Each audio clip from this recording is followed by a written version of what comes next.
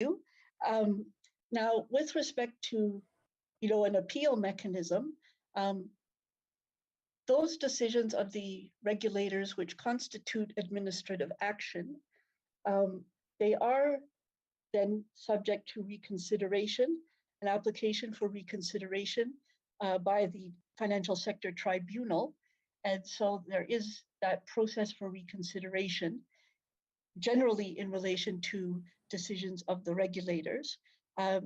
So potentially, if there was, an grievance in relation to a decision of the regulator, it could potentially be then proposed to be reconsidered before the tribunal. Thank you. And in relation to the funding provided by the Reserve Bank, can I perhaps ask Yanette or other colleagues from the Reserve Bank to confirm the arrangements relating to the funding? Thank you, Janine. Yes, indeed. So the estimated 40% is correct. The Reserve Bank will be funding the indirect costs. So those would be your shared services, for example, IT infrastructure, building costs, those kind of shared services that we have across the PA, whereas the direct costs are what will be levied. Those would be, for example, PA-specific systems, staffing, those kind of costs would be in the 60% then. Thank you, Janine. Thank you, Chair.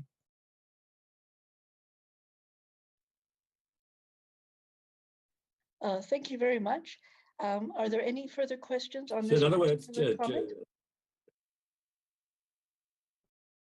No, I was about to say just very quickly, that means that 40% is not such a burden on the Reserve Bank, because those are resources and other infrastructure they already have. There's like a shared service with the regulators that are relevant here. I think that's what you're saying. Is that right, Jenny? Hello? Yes, that would be correct. Thank you. Okay. Yeah, okay. All right. I'm fine with this. I don't know what Dennis or anybody else has to say. Anybody wants to come in? Nope. Okay. The next one is the number of representatives calculated using the average total number. Yeah, now this one, please explain. Well, I think there was a bit of lack of clarity about how the number of representatives would be determined, which is relevant for determining then the levy imposed in certain categories for financial services providers. And so then so this was more a question for clarification. And so it was explained, and this is also set out in the schedule for the Financial Sector Conduct Authority about how the average number of key individuals and representatives would be calculated. It would be based on the period from 1 September to the following 31 August of each year, and then dividing that number by 12. So then that is how it would be determined, the number of key representatives that would be used, the average number that would be determined over a year. So that's, that was more a question for clarification than a particular issue. And then we come to... Excuse me. Any questions?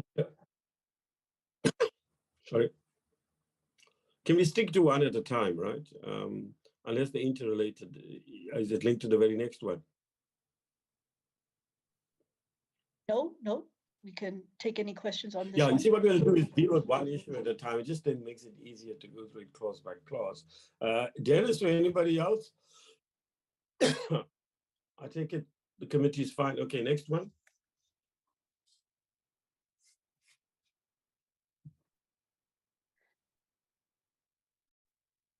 So the next set of submissions are from Straight, the Central Securities Depository, and their initial comment is that all Central Securities Depositories and associated clearinghouse levies and of the Prudential Authority and the Financial Sector Conduct Authority should be viewed collectively and not in relation to each regulator, as they will have to be paid by a single supervised entity.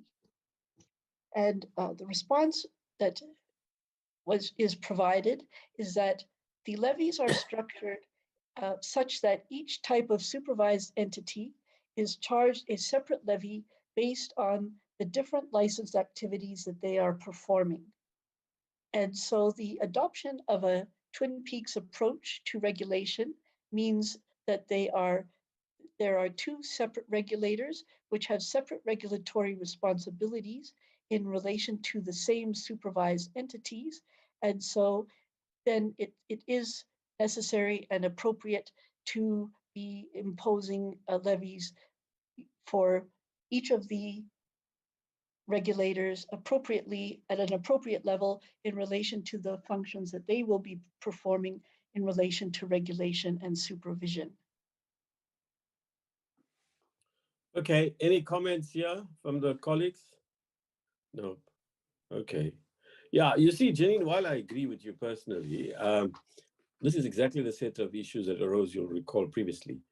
And even a dinner arise, the issue is always, yeah, you see, Janine, you know, ultimately, the cost will be borne by the consumer, by the customer, the client.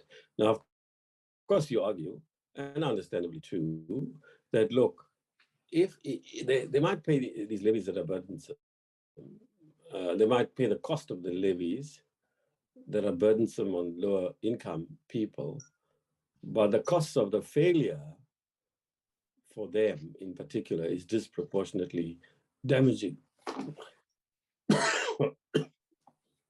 Excuse me. So I understand it's a trade-off, but then you see, that's a generic trade-off. And what worries one though, is that within the framework of agreement about that, a lot can be done, which is not consistent with our concern that lower income people should not, bear the cost of the new system. It's a very elaborate system. From day one, as you'll recall, Janine, our committee then was worried about what the consequences. We've seen it before, Janine. Every time we introduce very good legislation, well, not every time, most times we introduce very good legislation and their cost to bear. Who bears the cost, right? Either the state or the lower income people disproportionately. But I don't know, what we do about it. I don't have an answer. Maybe the researchers and content advisors will help us before we vote on this bill, and maybe they want to think about that. That's one issue I'm raising with them. Okay, I don't have any more to say. Anybody else? Nope.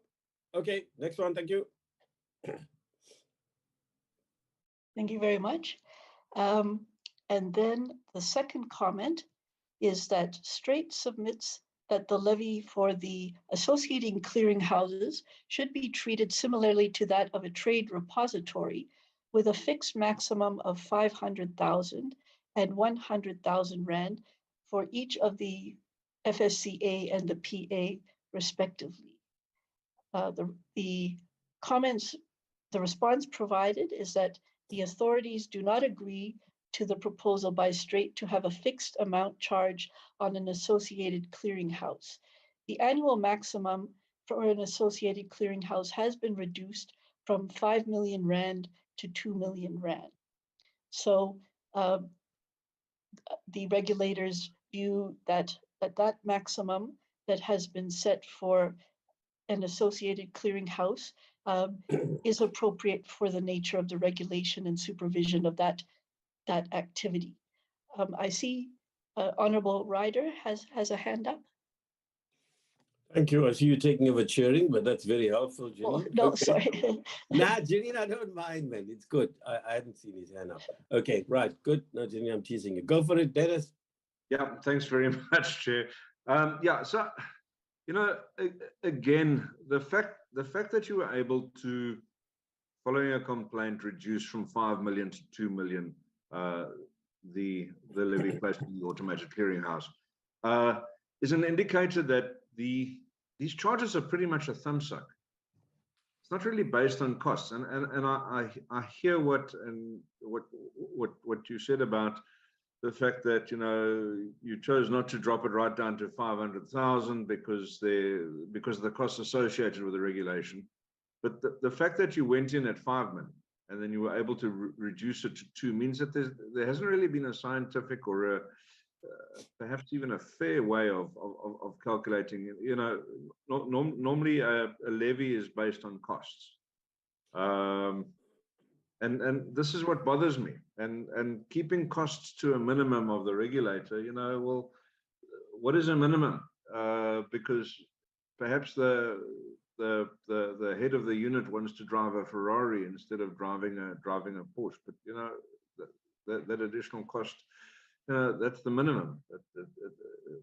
It's very loose and unscientific, and it just gives so much scope across to the regulator to kind of run things as they want.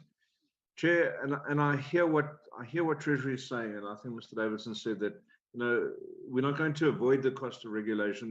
There will be a cost of regulation. I share the sentiments that you mentioned earlier about the fact that these costs are going to be passed directly onto the consumer, and that was the point that I made at the last time. I do see that you know, this is reasonably unavoidable, but Chair, I think that it is incumbent on us as the NCOP, who invariably end up looking at the impacts of legislation. I think it's, you know, as much as I think that this legislation will pass, I believe that we need to review this in a year's time and see what the practical impact has been. You know, we did speak last time, and I asked if modeling had been done of the cost per institution, and there was a comment that yes, the modeling has been done.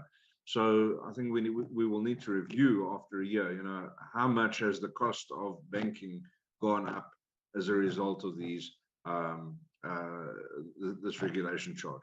So yeah, I'm just saying this is very unscientific, and that last comment just confirms it for me. Thank you, Chair. Yeah, can I just say, National Treasury, that from a slightly different angle, but overlapping a lot with what Dennis says. I don't agree with everything he says, but the basic thrust of what he says is congruent with what I'm saying. Firstly, I was a bit taken aback, right, that you dropped it from 5 million to 2 million. And the first thing that struck me is it's a big leap, right? It's a big change. So it makes one lose confidence. At least that's how it occurred to me before Dennis put it in a different way, which is overlapping substantially what I'm saying, I suppose. Like, it makes me wonder, like, how can you drop something from 5 million to 2 million and look at what Straight is offering? You know, like, look at that figure, 500,000 and 100,000. Firstly, can you tell me a bit more about Straight, really? Why do they take these positions? It may make more sense to us if we knew exactly what their role is, and maybe the rationale for them feeling the way they. I mean, I know you spelled it out here, but it's important to know what their role is. But secondly, it is remarkable, colleagues from Treasury, that you dropped it from 5 million. It's like normally you'll drop it from 5 million to, knowing you, Treasury, the way you are. Not that I'm complaining. Treasuries are like this all over the world, presumably, or most parts of the world. You know, you'll drop it by maybe 5 to 4.5, and then you'll get pushed by the committees, and you may drop it to 4. But a leap from 5 million to 2 million is quite remarkable. Now, whether it is all unscientific and all, that's the area in which I may disagree with Dennis, but Dennis is entirely correct to ask that question.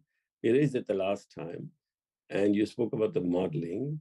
I also like, Dennis is very much in tune with what we have been doing in Parliament since the Municipal Systems Bill, but the fact of the matter is, it never seems to work as properly as it should, because invariably when you go from one term to another, certainly in the majority party, there's a wholesale change in the members. So nobody follows up, though they get an exit report, that these are annual reviews we have to do. I really like what you're saying, Dennis. In fact, if you hadn't gone that far, I would have told you, well, give me an answer, give the committee an answer, and let's engage our NA colleagues, send it back, and so on if we have to. But you offered a good answer, actually. I would probably have come round to it, Dennis. Not now, when I start working with the staff on a report, but you are making it very easy for us. I do think this has to happen. But remember, we have to persuade our NA colleagues. There's a 795 bill, section, but what I'm saying is, you know what?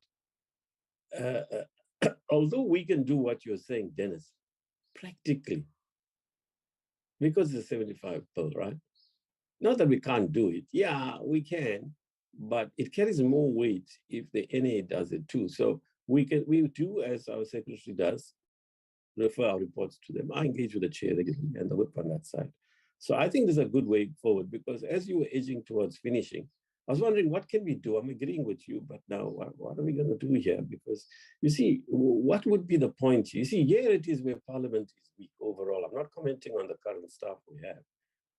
If we had the staff that we need, we would then look at the modeling exercise and do further modeling of our own, based on our own scientific evidence, and draw on external experts, as we did on previous bills. In those days, let me tell you, colleagues, all we had to do is approach Speaker Frinijinwala and say, those days we didn't have content advisors, and we didn't have like dedicated researchers per committee. I can tell you, we drew in Wits University on the municipal structures bill at the time, and the municipal systems bill. And they were excellent. They were former UDF activists mainly, who also were involved personally in local government. It was just wonderful. They advised the white paper, some of them, but we said to them, now you're serving us, forget the white papers, Treasury's, what was it, Department of Provincial and Local Government Affairs, that was called in the first 5-year term, I think. So you see, Dennis, you are right. You're doing a job as an MP. Now, I have tried since 1998, Dennis. That was thousands of years ago. And they to get more staff and, the same matching staff as the departments have, and to pay the same salaries that the departments pay. And I've lost out, as have other old committee chairs. None of them is around. But what I will say to you is, in those days, we did get funding for external support. The last time we got it was with the Child Justice Act, I think. Yeah. But the Parliament stopped it because they said, you have full-time staff now, you have dedicated researcher and a content, but to be fair to them, let's look at tax, okay, Dennis and others. Can we match Treasury and SARS on tax? No. Antonia Manamela on that side is actually an expert on tax, but with the greatest of respect to her, she was in SARS, I think, or Treasury. She's very good, but she can't match the team of Treasury and the experience. They travel all over the world, and they look at they attend these conferences. So again and again, we come back. How are we? You see, like the Zondo Commission is correct to say overall that we don't fulfill our oversight. Well, insofar as political will is concerned, it's debatable, but it's credible. But what's not fully appreciated is the staff that you need to match the uneven or the lack of balance between the executive and Parliament. In fact, Parliament should have more staff, and maybe better paid staff if it has to be, than the executive, because the power ultimately is with us, not with the executive. Anyway, I'm sorry to rave and rant, but my term is about to end if I survive for another 18 months, okay? So I'm leaving this with the next generation of MPs. We should never give up on this fight, really. It's just not right. I'll tell you one final thing that really upsets me at the existential and political level. I read the bill, right? And man, it's so technical and so boring. I'm telling you, it's a very boring bill. It's not intellectually or politically stimulating. And I had to fall asleep yesterday and get up again and get distracted with the TV. This is not like the municipal systems bill. It's like an exciting bill. You can even manage without technical stuff. This is a very technical bill. And how do we decide? How do we decide what's right and what's wrong, short of our own modeling? And how do we decide, in 1-2 sittings that, we've done our job? So there are bigger issues here. The next year, where's in Jadu and Mama Rafan and all? This is for you, mainly, and also people like Dennis. I'm sorry to go on, but hell, man, wrong word. What? I don't know what the word is. In Kulileko, somebody replaced the word hell with an appropriate term. You know what? This is not fair. Not fair on us, really. But it's over to the next generation. Right, let's move on. Sorry, as a chair, you have some license, but really I'm signaling to you, I'm not happy with how we're going to process this book, really. I don't feel comfortable with the role we are playing here.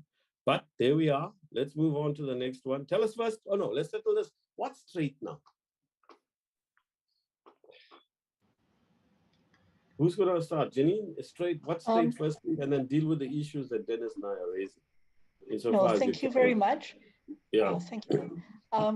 Could I perhaps ask colleagues from the FSCA to please come in a bit and provide a bit more detail about straight, and then also subsequently the manner in which the particular levies for the associated clearinghouse and other categories that straight is referring to have been determined, and also explaining why there were some adjustments made to the levies, in different drafts of the bill.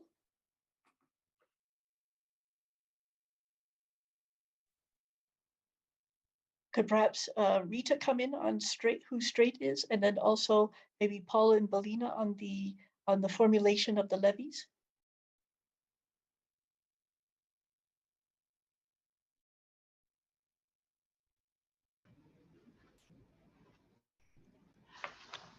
Good morning, good morning, honorable members. I think from FSCA, I'm not sure if Rieta is struggling to connect from her side, but in terms of we have followed that is the engagements in terms of the decrease in terms of the levies that we initially proposed.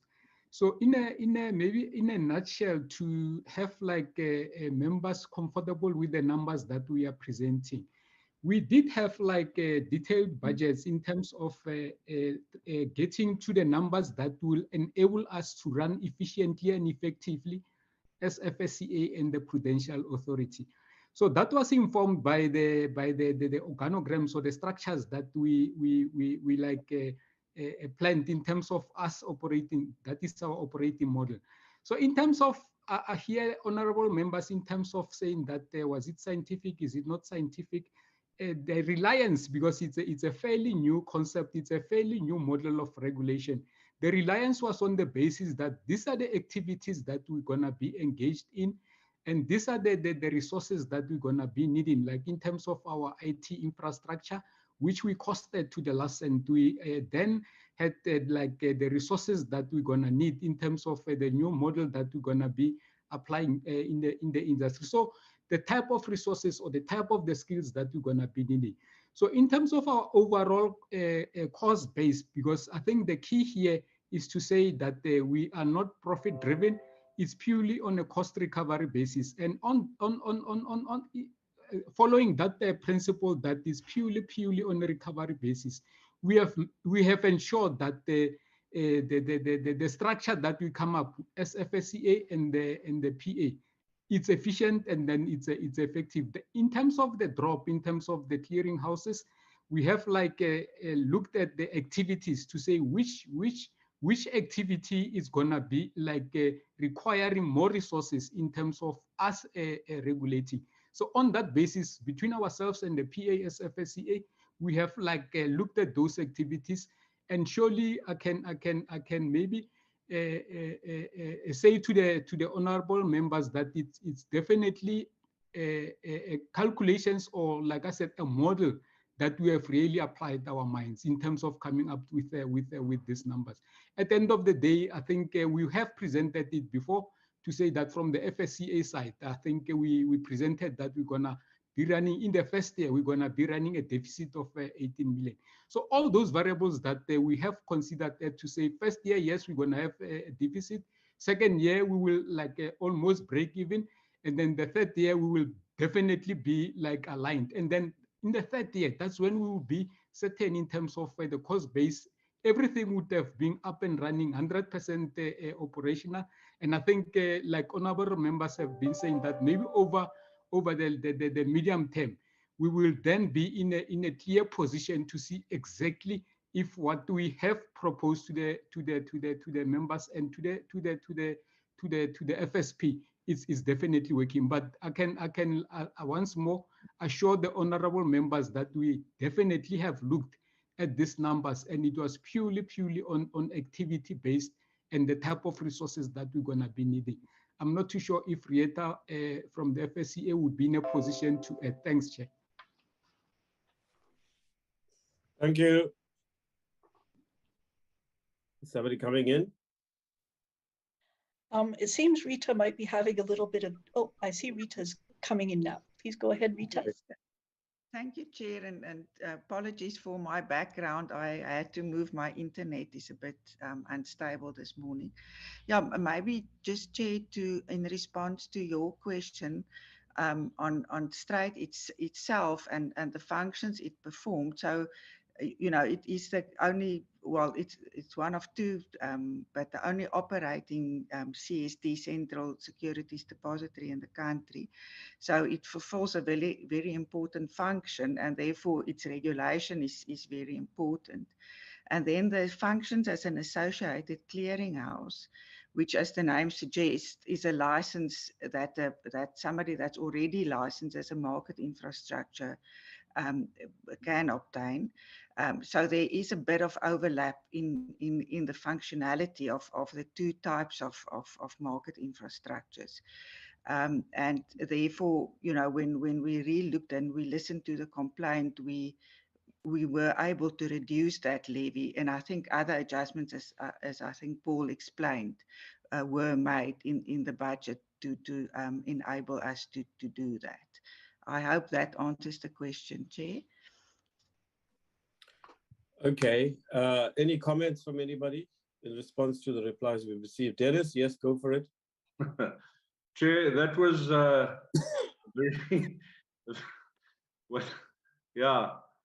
I'm not sure that you're any clearer than you were, Chair, but Straight is essentially a joint operation set up by the banks that clears the transactions between the banks at the end of the day.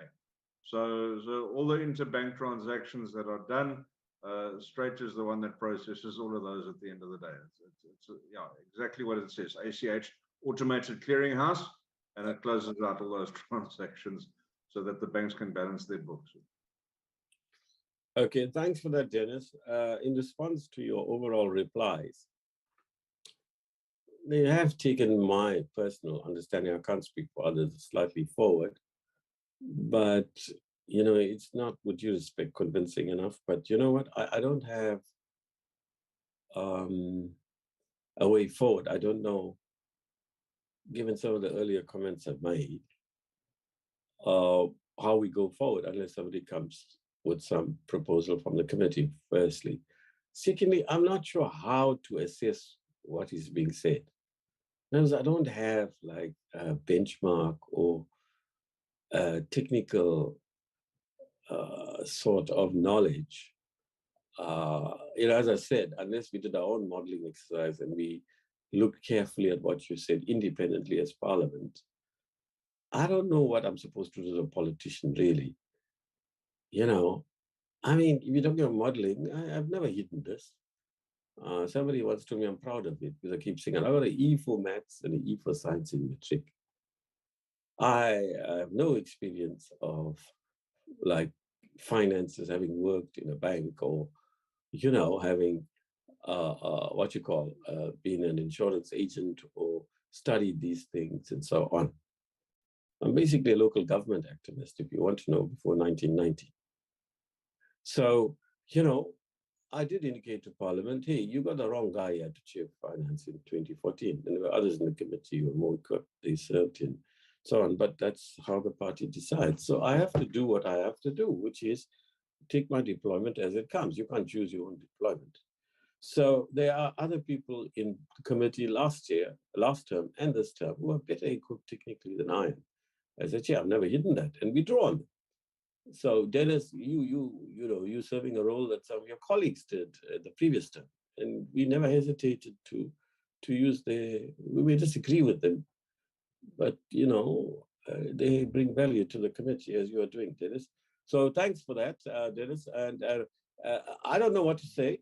I'm just saying that, you know, I'm not convinced, but I don't have a concrete alternative. So what do? I can't do anything as a chair unless somebody comes up with an alternative.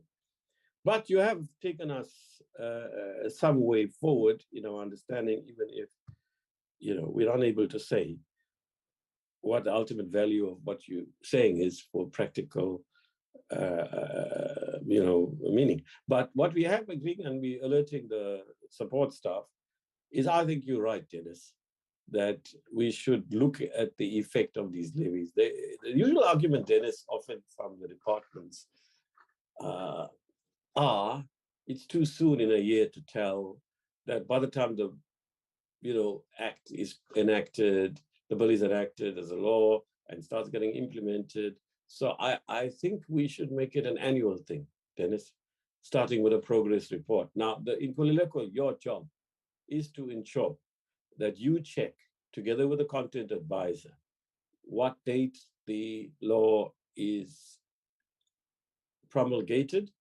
And when we draft the report, it'll be a year from them. And whatever happens, even the skies fall down, let's get them around that time to report back. In Nkululeko, are we agreed? It's going into the minutes, right? Noted, Chairperson. Yeah, you and the content advisor have to sort this out. Okay, good. Let's move on. Next one, please. Thank you very much, Chair. So the next comment, it is somewhat similar to the top comment that was made by Straight. And it says that given only one entity will be prudentially reviewed, Straight is of the view that only one levy should be payable, regardless of the fact that the entity carries two licenses. And the response is that Straight will be charged separate levies for its activities as a central securities depository that's holding the securities, so that then it's an important mechanism for facilitating the transfer of securities in the financial market system, and an associated clearinghouse, which is an important. Janine, you sort of Yes? correct. Janine? Yes? Can you hear me? Yes, we can hear you, Janine. Oh, okay. No, You've thank been you. cracking. Yeah, you've been cracking. Can you just cover? Now we can hear you. Now we Okay. can hear you. I Thank don't you. think that you said anything substantially different. You embellished what's said here, but still, after your first sentence, just quickly summarize what you said. After your first sentence, we began to lose you, but now you are clear. Can you remember what you said? Yes. So the two different activities of a central securities depository, which is holding the securities, which is an important function, so that then the transfer of transactions in relation to securities can be easily facilitated.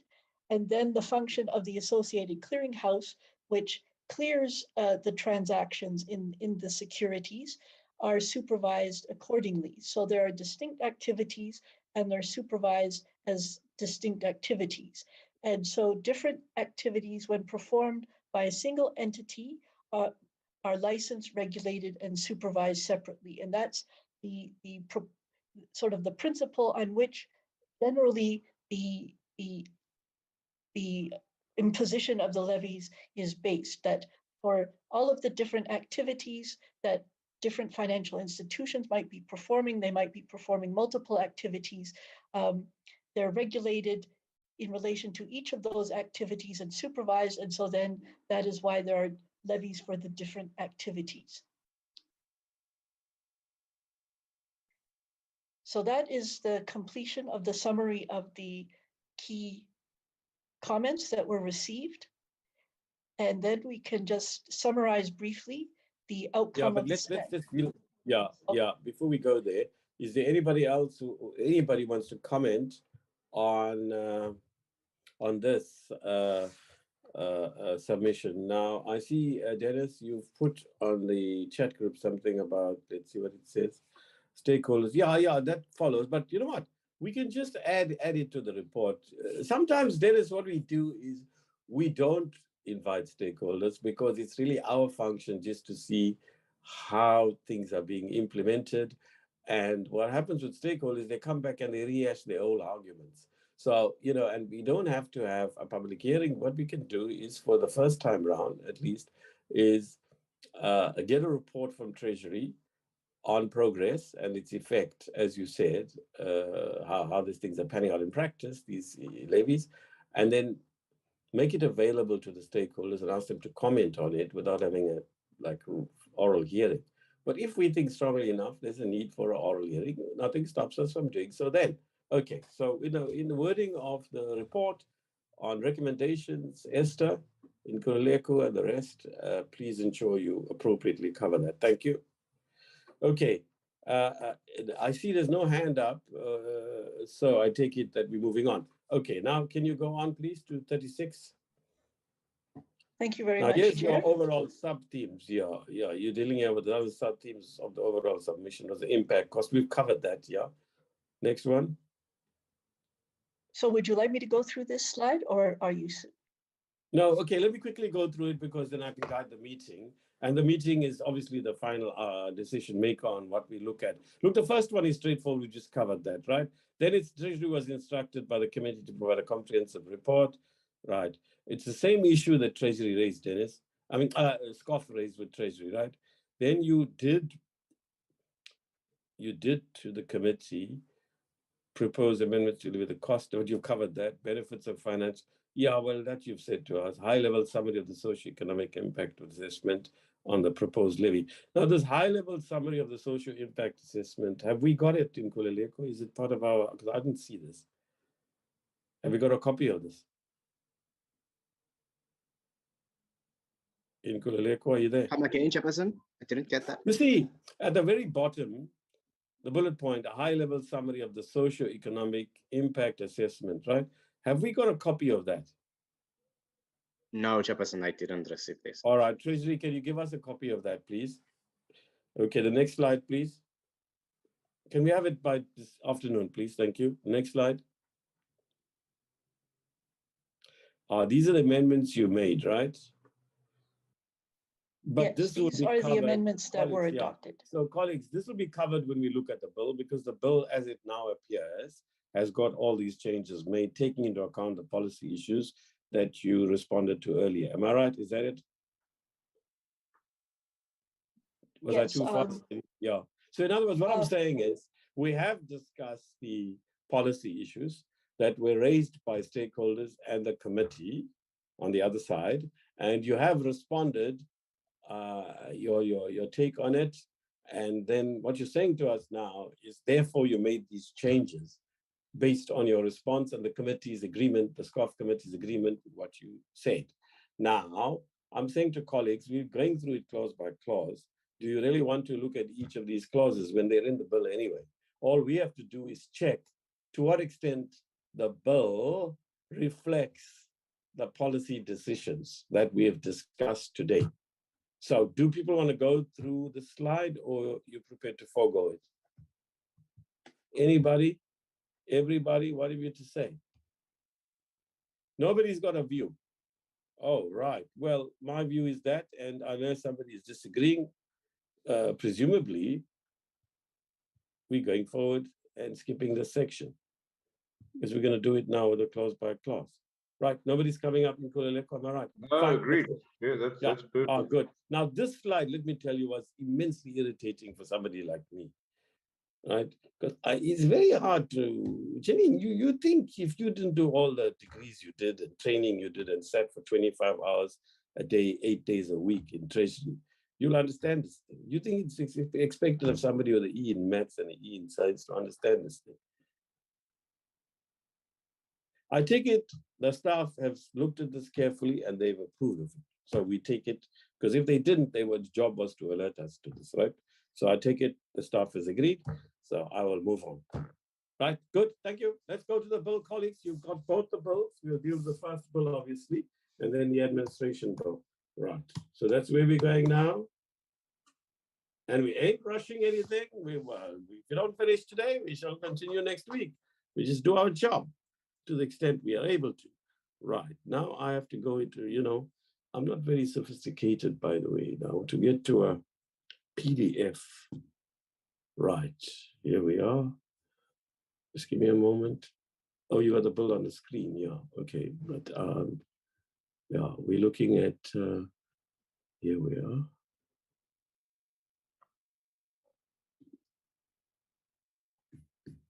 Oh, the schedules were a nightmare, Bukile. They were a nightmare. Right. Yes. Right, Bukile and your team, colleagues, I read this morning, right? This preamble. It's a nice preamble, I must say, very well written, eh? Very well put together. So is there any comments on the preamble, colleagues? It's a really nice preamble, I must say, from my side.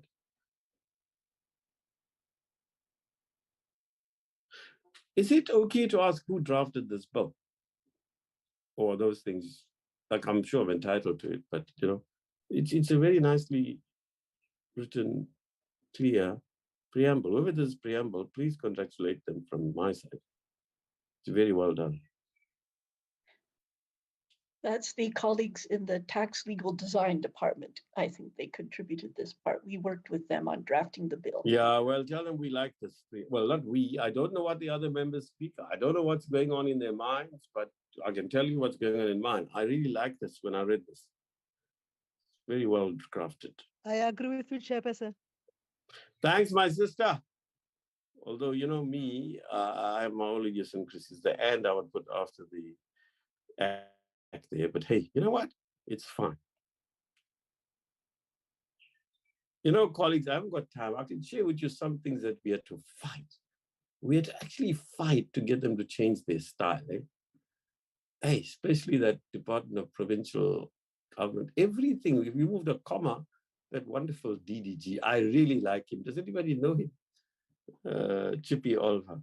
Oh man, you know, colleagues, if you said no, there's a comma is really not Chairperson, I agree with you. Yeah, no thanks, sister. I agree with you, Chairperson. Right. So no, I'm talking about now the Chippy Olva and them. If you made a change, hey, one comma you take out, they will fight with you. No, the comma is necessary, and then we all have to fight with them. Those were the days. All right, let's move on. There's no comment there, and Mama Rakhane agrees it's very well crafted. So we move on to definitions and the rest, that's basically setting out what's in the bill, right? So that's straightforward. Okay, so we go to page 3, and I went through all of this again, colleagues. I couldn't see anything, but let's see if anybody picks up things. So Janine, at this stage, we're not gonna ask you to go through these clauses. We'll ask you when we get to the content. So I'm just going to, as a chair, raise these things formally. Remember, we are processing the bill informally at the moment. Nobody is prevented by next week or whenever, before we're finalizing the bill. If you look at it again and you pick up words that are missing or cross-referencing, I didn't get enough time to do cross-referencing. So can I ask the content advisor, please, to check all the cross-referencing and report back to us in a written thing to say all the cross-referencing is okay or they aren't. So that's Esther and Nkululeko, and you can rope in Poppy. Can you please do the cross-referencing? Okay, and check that everything's right. So, and that must be done by Monday next week. Can you just send me as chair a note to say you've done it? And then I will raise it in the committee, or you can raise it in the committee if you like. Right, so, okay, so on Associated Clearinghouse, any comments? Please interject, right? I'm not gonna look on the screen all the time. It's to save time. You just come in and say, you know, what you want to say, members? Okay, so bank is straightforward, right? I cannot tell, you know, whether it's the relevant section 1.1 of the Banks Act, right? I don't have it here before me. These are things that the committee staff must do, right? So they must check whether it's not 1.2 or 2.1. Okay, central counterparty. Oh man, this term took up so much of our time in the last term of Parliament. I can't see anything there. Members, I'm going through it fast. I take it because they're technical terms. Unless the committee staff come back to us to say there's something irregular here, we as members of Parliament will do our job and deal with the policy issues. They must do their job and check all this. Central Securities Depository is fine as far as I know. Collective investment scheme in a hedge fund. I think it's fine. Collective investment scheme in participation bonds. I think it's fine. Collective investment scheme in property, collective investment scheme in securities, cooperative bank means covered deposit, credit rating agency, deposit insurance levy means the levy imposed on section 9(1). I didn't cross-reference, hey, Esther. I just took it, it's correct. Please do that. Exchange means an exchange as defined in section 1(1) of the Financial Markets Act. Right, financial obviously refers to the Act, Financial Sector Levy, Financial Sector Regulation Act. Oh my God, that took up months of our time. Financial Services Provider. Yes, that's in the old Act. Foreign Collective Investment Scheme. This gave us a headache as well. Independent Clearinghouse. Insurance Act, obviously the one we passed. Insurer, levy period, levy year. Yeah, I checked this thing. This levy period is basically each quarter, isn't it? Life insurer, obviously. Lloyd's means this. Oh yeah, of course, don't we know? Member. I'm just amazed that Lloyd's still have such a powerful influence globally. Well, on us anyway. Mutual bank, non-life insurer, occupational fund, office of the Ombudsman for financial services provider. What a clumsy term, eh? Ombuds office. Or financial services providers, Ombuds office. Anyway, fine, office of the pension fund adjudicator, funds over the counter derivative provider, pension fund administration, pension fund preservation fund, provident preservation fund, reinsurer, representative, retirement annuity fund, road accident fund, special levy, supervised entity, trade depository. The sub 2 and sub 3 are the standard ones, right? They're exactly what you find in most books. Okay, now let's go to impositions of levies, right? Now here, it is in accordance with section 321, sub 2. It is in accordance with section 8. So I did take these cross-referencing. Okay, imposition of levies, any points? No. Okay. Supervised entities subject to financial sector levy.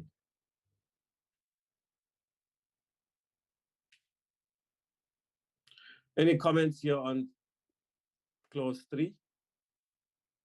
No. Clause 4. Right. On 4.1.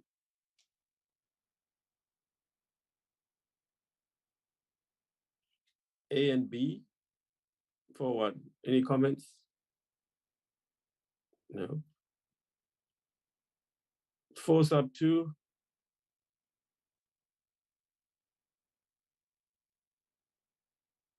4 sub 3.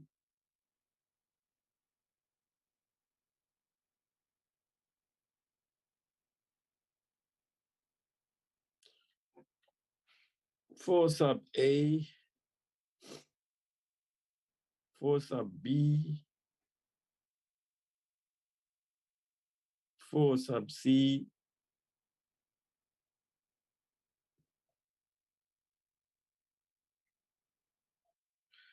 Sub 5. Sub 6.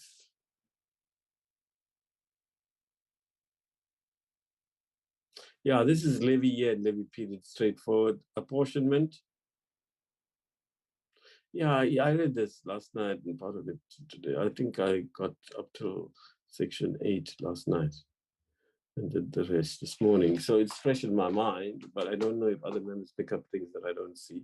And the staff, if you've got content advisor in particular, if you've got any issues, please forward it to me by WhatsApp or raise it yourself. Okay, on special levy 8.1. 8.2A and sub B as well.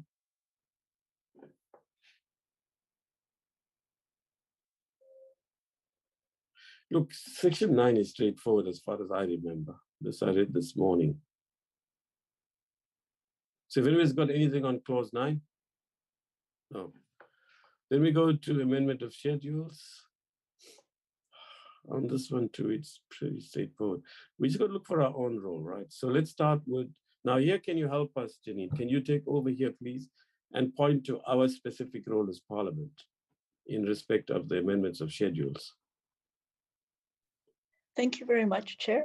In this section, particularly, it seeks to enable a relatively efficient process to enable the amendment of schedules to the bill, in a slightly more efficient manner, perhaps, than having to have a full, amendment bill process, because it is necessary to have, to make adjustments to the schedules from time to time, to perhaps, as is set out in subsection 2, it may be, there needs to be adjustments to levies as a result of the annual levies proposals that will be done each year. It may be necessary to clarify the meaning of some terms used in a schedule, or to enable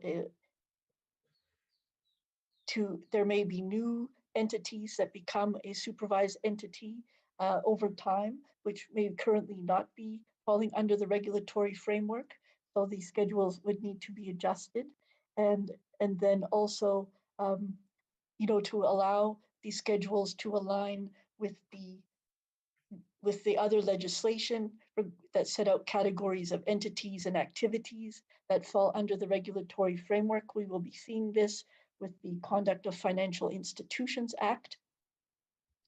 And also over time with other legislation, there may be new types of entities that become regulated in the financial sector. And so it will be necessary from time to time to amend the schedules. And so this section seeks to provide for that. And so the process that's provided for is to allow for a period of comment for at least 30 days before the minister submits an amended schedules to Parliament. And so that was inserted also to clarify this process. This was inserted by the Standing Committee in its deliberations. It was recommended to insert that, and we proposed that in response to comments received. And so then Parliament then can proceed to consider the schedules, and then so ultimately the amendment process is Parliament has a strong approval process role in relation to amendments to the schedules, and they can hold public hearings, etc., regarding the proposed amendments, in addition to the public hearings that would, or comments process that would have been undertaken prior to the amendment to the schedule, prior to submitting the schedules to Parliament. And then, once Parliament approves the schedules, then or may amend them, or recommend, or maybe even reject the schedules, then if it's approved by Parliament ultimately, and or maybe with some amendments, then it would be then published in the Gazette, and it would take force. The amended schedules would come into effect on that date. And so the types of amendments that may be made to the schedules are set out, and then and so now there is if there is an amendment that would be less than a specified amount, which is basically the cost CPIX determination for the previous year, then it wouldn't necessarily be having to come back to Parliament to amend the schedules for that purpose. But other adjustments and adjustments higher than the consumer price index would need to be amended and approved by Parliament.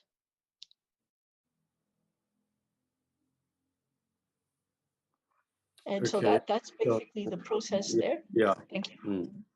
Right. Comment. I see Dennis's hand is up. Yeah, thanks very much, Chair. Yeah, normally when we speak about sin tax in this committee, it's about smoking and drinking. But just if you can go back to right up to the top of 10, I think it's 10.1b that I wanted to have a quick look at. Yeah. Okay. Parliament will approve, adopt amendments, or reject an amendment within 3 months of that. Yeah. So it just doesn't really make a lot of sense to say Parliament must approve, comma, adopt. Approve and adopt, approve or adopt, approve slash adopt. And again, it really is just it's perhaps pedantic, but obviously these things, because as you said, what is Parliament's role here? Must we approve or must we adopt? Well, just to come in on that. Right, Janine, there are two separate options, aren't they, Janine? The one is to approve well, of it. Can I ask the question so then you can reply? It's a bit hard to answer a question if you don't know what it is. So I'm asking you a question. Is this meant to mean that you have three options, right? You can approve, or you can reject, or you can adopt amendments, right? So approve and adopt are meaning two different things. Approve means like unconditionally accept. Adopt amendments means, well, you're changing it, or you can reject the entire proposal. Is that not, aren't there three options there, not two? There's not an overlap between approve and adopt. Is that correct? Yes, Chair, that's the intended meaning, and there would be the three options for Parliament. Yes. Okay, so in that case, Dennis, I can see the confusion. I wouldn't write it like that personally, but you see, if it's such a minor thing, Dennis, do you really want to make an amendment to clarify? It's going to go back on that side, but if you want to, nothing's stopping you because you'll give a clearer. I see what you're saying, but this is unfortunately, Dennis, I don't like the way they word bills at times, but this has been tradition, and sometimes you just give up. They've been doing this. This is a typical, you'll find this wording in many other bills as well. It's like this: Parliament has approved, that means approve. They should either say approve the schedule or adopt amendments to, or reject. Right? That's how I would say it. Then they say, no, but that's colloquialism. So Dennis, good luck to your generation. You will see, to get these people to change is so hard. Yeah? I mean, really, people don't talk like that. I've been fighting. Willie Hofmeyr started this whole thing. That's why our constitution is so beautifully done. So simple. Even a 4-year-old could read it, right? So, what I'm saying is, I think let it pass, Dennis. Sure, I get that, Chair. It's just Parliament must approve. Yeah, I know you're right. You're right. I know where you are. Yeah. Approve, adopt, or reject amendments to. But yeah, whatever. Look, I mean, as you say, it's a very minor thing. Yeah, you're absolutely right. Dennis, you are going back to 1998. That's what we did with the municipal structures, was tortuously written. And some with the municipal systems bill, we really fought them, and we won most of the things. Sometimes we just say it's not worth it. Now, if you're on that side, if you're on the Scot side, we would have changed it the way you want it. It's clearer. But there is an issue here that I need to alert members to, where we let ourselves down as Parliament. So we demanded all these things in the municipal systems bill, right? And you know what? Most of us got changed, right? After we passed the bill, not too long after that, most of us got moved. And anyway, when we were there, because we had like 3.5 years, when we were there, we kept saying, no, we were one of the first committees to do this, by the way. We said, you know what? I think I raised this before. What ministers and departments used to do, where they lost out on a committee. That's why I call my colleagues, we must be careful about this. When ministers lost out or departments lost out, those days used to completely rewrite bills, right? They were very transformative and new bills, and you could really take things very far there. They're not minor amendments or within the same policy framework, so a new policy framework. So we introduced this thing that every major amendment through regulation that a minister made, it was Mufamadi at the time, but any minister, has to be submitted to Parliament. And then we said a similar clause to this but they said, yeah, but if we bring all these to you, when are you going to have the time to do it, right? So we said, fine, we will 3 months or 6 weeks or a month. And if we don't respond, then it's actually understood to mean Treasury, the department concerned can go ahead. Let me tell you, other committees have also done it. All other committees have also done it. And half the time, Parliament actually doesn't get its act together. Committees don't actually consider it, and then it gets adopted as a regulation. And sometimes it can be quite substantially a substantial leap of interpretation. Because remember, no regulation by a minister or department and/or, can deviate or fall outside the framework of the policy set out overall in an act, okay? But sometimes you can interpret a clause in such a way that you can get away with murder, so to speak. So I'm just saying, we've got all this here. I hope the two committees will actually do it, given our heavy load and given on our side that we have the same committee serving both sides. I hope this happens. But I agree with the government, the executive, that if Parliament fails to deliver on what it itself asked for, like in this case, Janine saying SCOF had insisted on some of these provisions that allow parliamentary oversight, then it's our problem, not the executive's. But I think it's important we insert this thing, because amendments to schedules and regulations must be considered, except if they're minor. Like, for example, sometimes the way we do it, colleagues, is we do the clause in such a way that the ability of a minister or a department to maneuver and move very far from where the original intent was of a clause is limited. In that case, you don't have to have oversight over it. But in this case, given the questions you, Dennis, in particular, have raised, and also raised by SCOF and the rest of us who have been exposed to bills like this, I think require this sort of thing. We can't just let the minister or the department get away. All right, so is there anything else you want to raise, Dennis, or anybody else on this?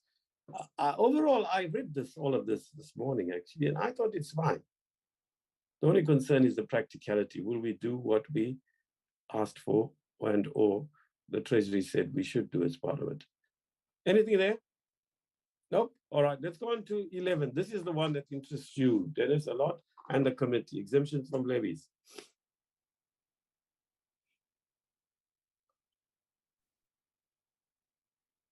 Thank you, Chair. So this provision allows the regulators, either in writing on application by a supervised entity or on its own initiative, and that phrase was inserted in the National Assembly on the recommendation of the committee after the public hearings on the bills. It can then grant an exemption to a supervised entity, and also not just to a single entity, but potentially to a type or category of supervised entities, from the payment of all or part of a financial sector levy. So then also the wording, a type or category of supervised entities, was also included in the National Assembly. So this widened the scope of the type of exemptions that could be granted, and also it allows the regulators to grant exemptions potentially on their own initiative. So this allows much more flexibility in relation to the potential granting of exemptions. Okay, Jenny, just 1 second. Members, you can intervene on each clause and sub-clause, okay? Like Dennis, the last time you should have just intervened. Remember, you don't wait for her to finish because we're not doing policy issues. What we're doing is clause by clause and checking whether it's consistent with the policy issues. So you can intervene with a sub-clause or a clause, please, colleagues. Right, go ahead. Jenny, go ahead, please. Thank you. Members. Yeah. So paragraph A provides this for the Financial Sector Conduct Authority. Paragraph B provides similarly for the Prudential Authority. And C provides for the Deposit Insurance Corporation in relation to the deposit insurance levies. And then subclause 2 provides that that a supervised entity would need to provide requested information or must apply in the form and in the manner that's determined by the regulators. Make the application if they make an application. And then subsection 3 sets out the matters, the considerations that guide the granting of exemptions, and when the regulators may grant exemptions. So it needs to satisfy one of these criteria in subsection 3. So to potentially alleviate hardship or prejudice to the supervised entity. That it must not be contrary to the public interest by granting the exemption, and that it must be to the public interest, promote developmental financial inclusion and transformation objectives, and also other reasons that may contribute to the achievement of the objects of the Financial Sector Regulation Act as a whole.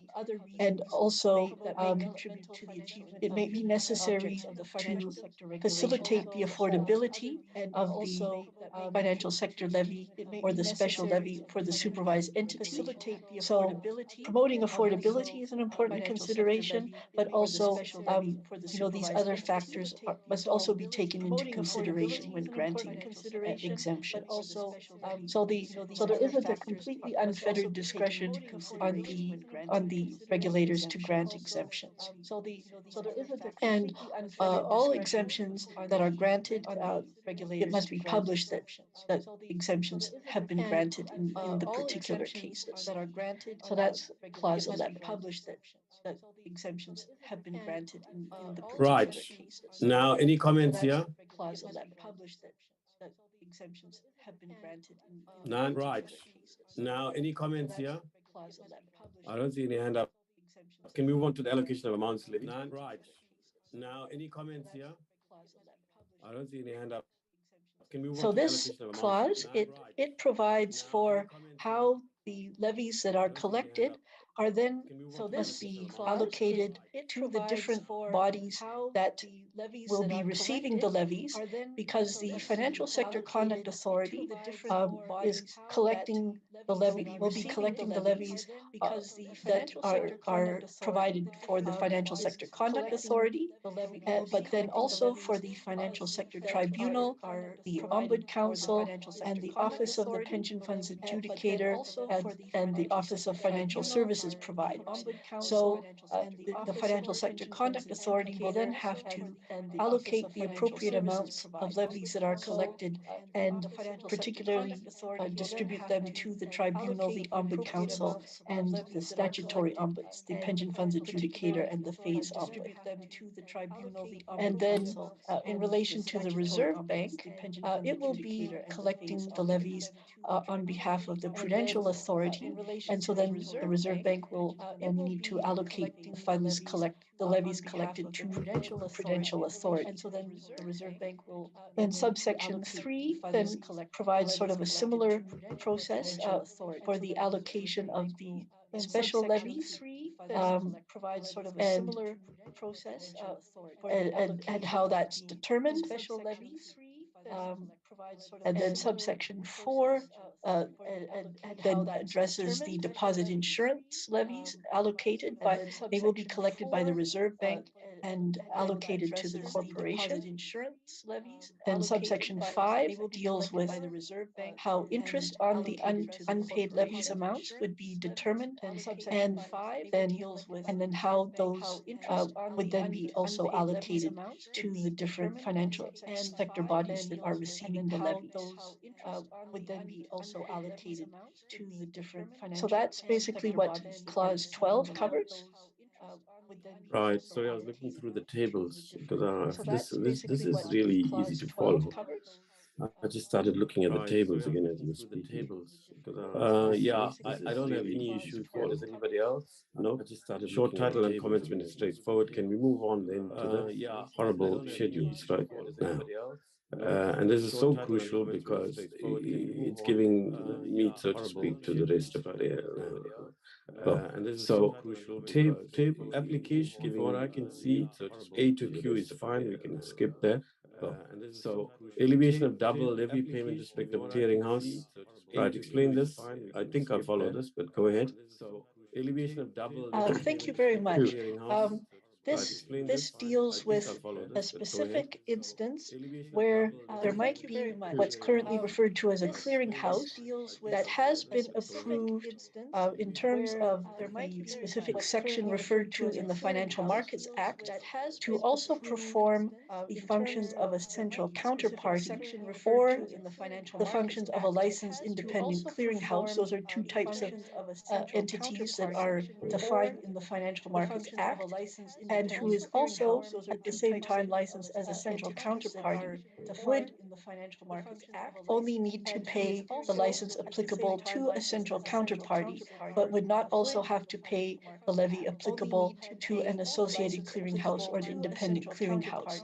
And this relates specifically that some of the clearinghouses and this relates specifically, they are performing these the other functions, and they may be applying also to perform other functions. So this is to avoid some duplication of levy payments in those specific instances. So this is to avoid. Okay, on this one, colleagues, is there any comment? Of levy payments in those specific. I don't see any hand up. Okay, let's go to, okay, on this one, colleagues, is there any comment? I don't see any hand up. Okay, let's go to, okay, on this one. Item 3 provides for levy and payments in respect of reinsurers.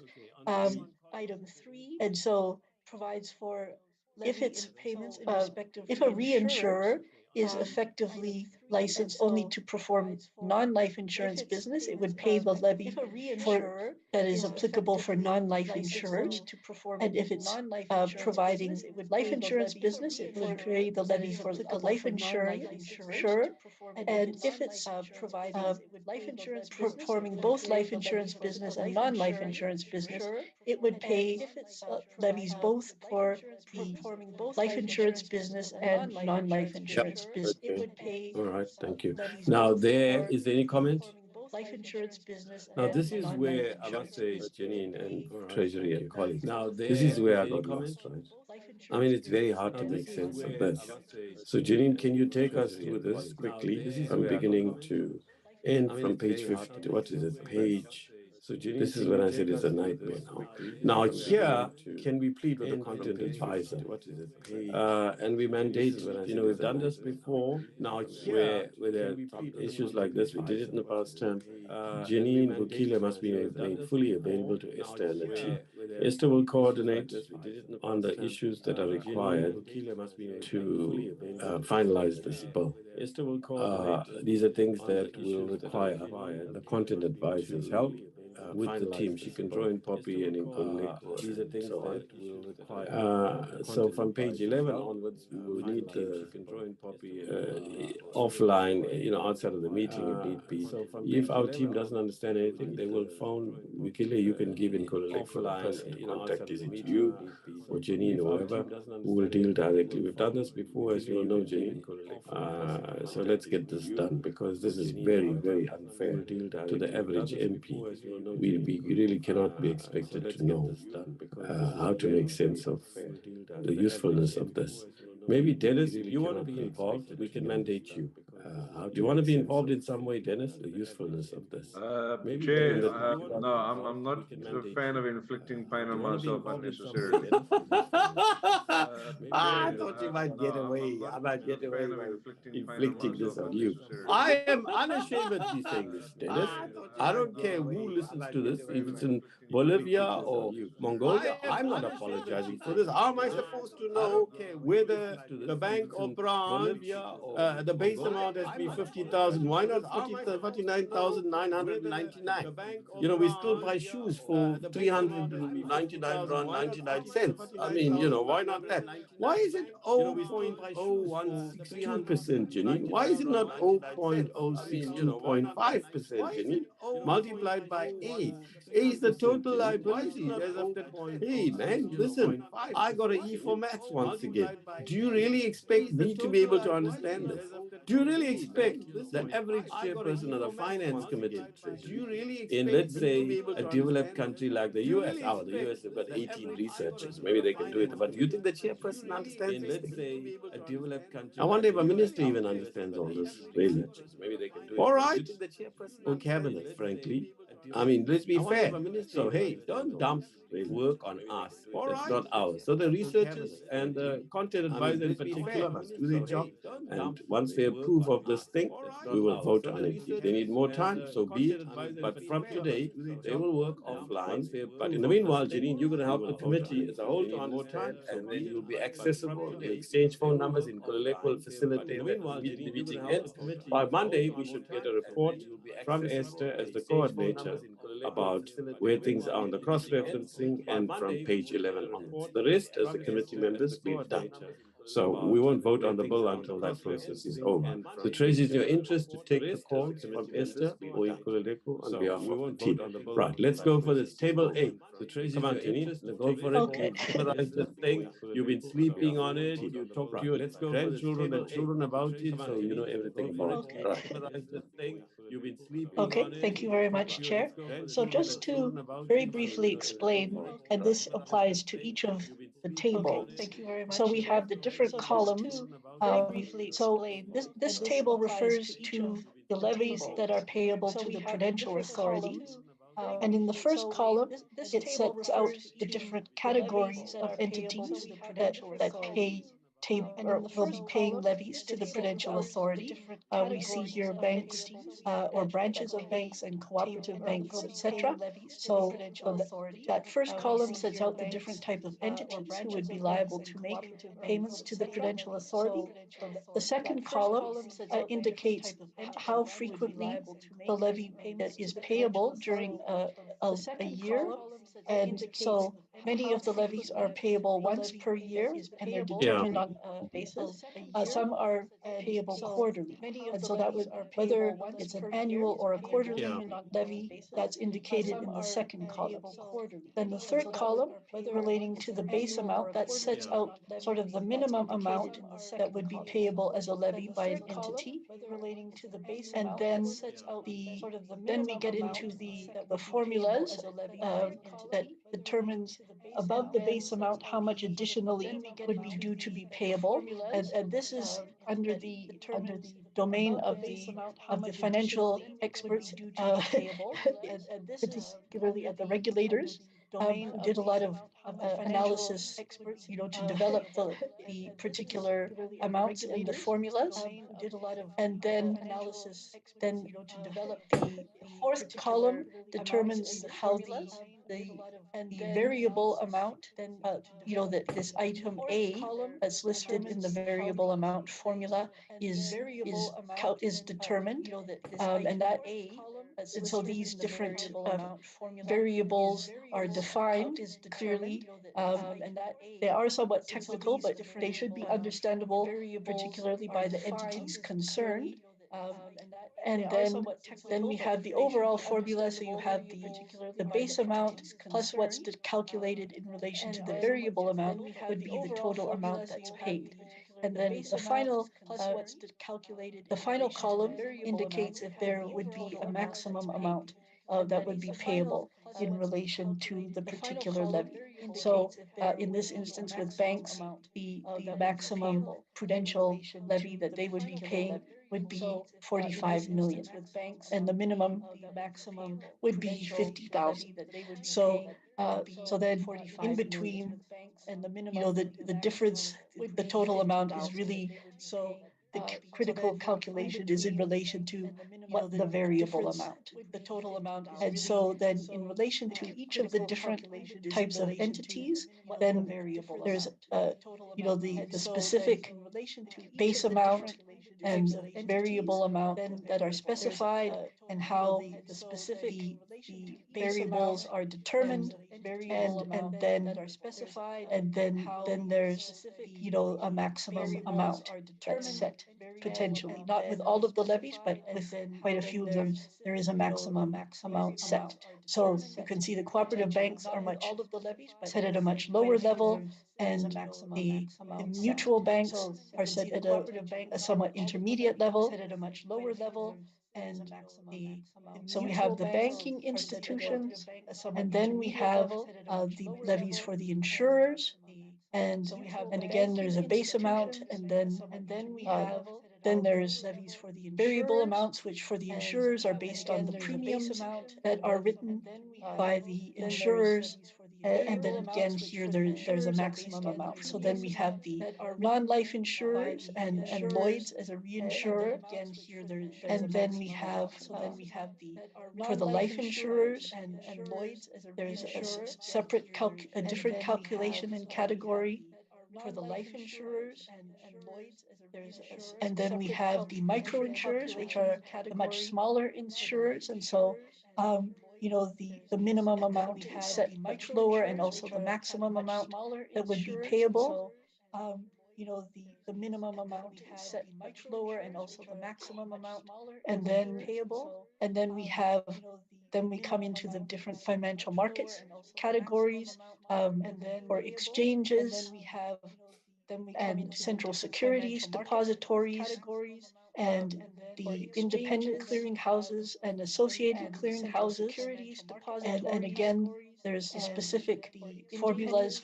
There's the base amount, the specific formulas to determine the variable amount, and the definition of how the variable is determined. The variable amount and the definition of how the variable is determined. The variable amount and the definition of. Just want to make sure I didn't go down too far.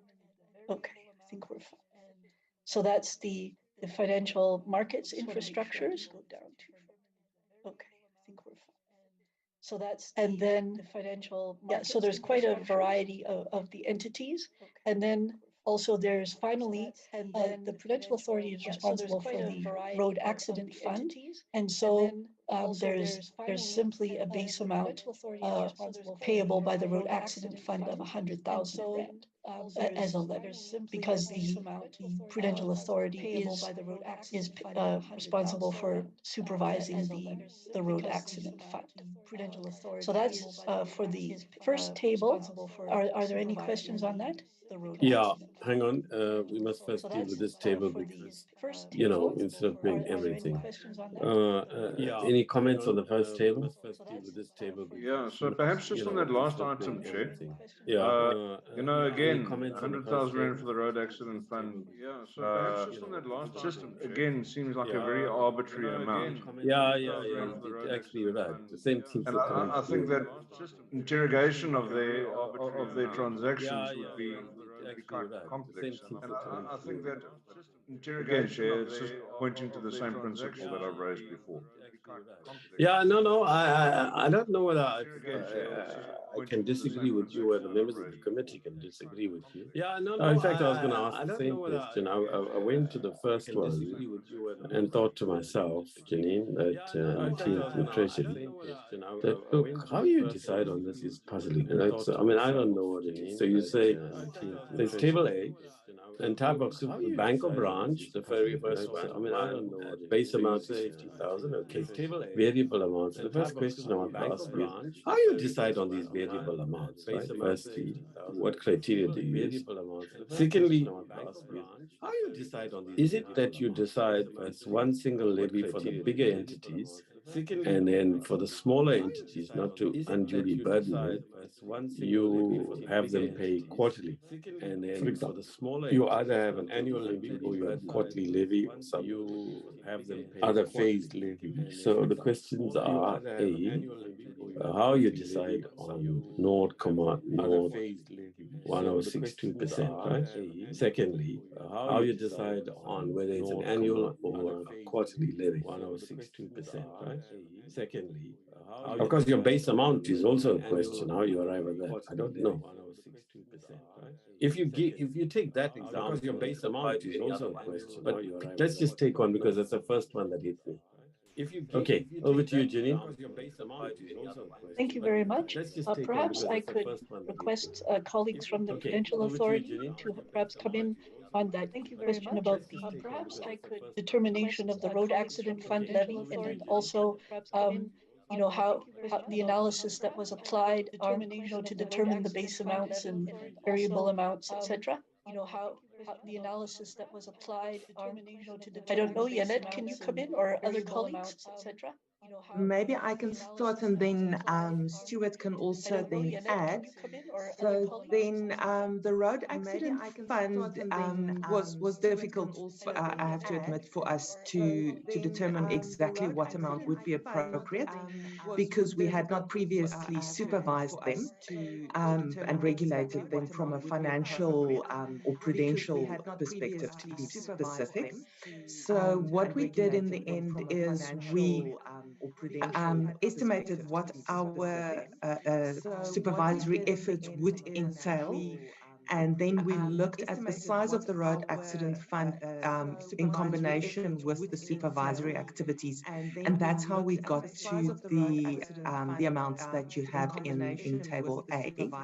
And then, also what added to the complexity is the structuring of the road accident fund. It is not a normal insurer as per the Insurance Act.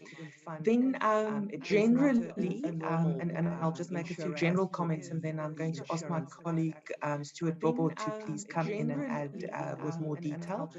But generally, we looked at the nature, scale, and complexity of the entities, for example, banks versus cooperative banks, which you have on your screen at the moment. And then we determined the level of supervision that we need to have over those entities, the activities that we would need to perform in order to make sure that they are governed and financially sound in as far as possible. And then we used the regulatory returns which we have available to us, and we determined based on that what we need to use. For example, for banks, we use the total liabilities which they report to us, and then we added the variable amount. And then taking our budget at the time into consideration, that is how we got to the maximum amount that are, or the ceilings, the maximums that we added in the last column. So you will note that, for example, cooperative banks, which are small institutions with financial inclusion objective generally, and it's there for the community, they have got a very low amount, and it's also then capped at a very low amount of only 5,000 rand. But let me hand over to Stuart to also add. Thank you, Jen. Capped at a very low amount of only 5,000 rand. But let me hand over to Stuart. Can I come in? Thank you very much, Chair, and through you, Chair. So probably I'll start with the question that I think is much more simpler. The question around what led to us having an annual and some of the levies being paid quarterly.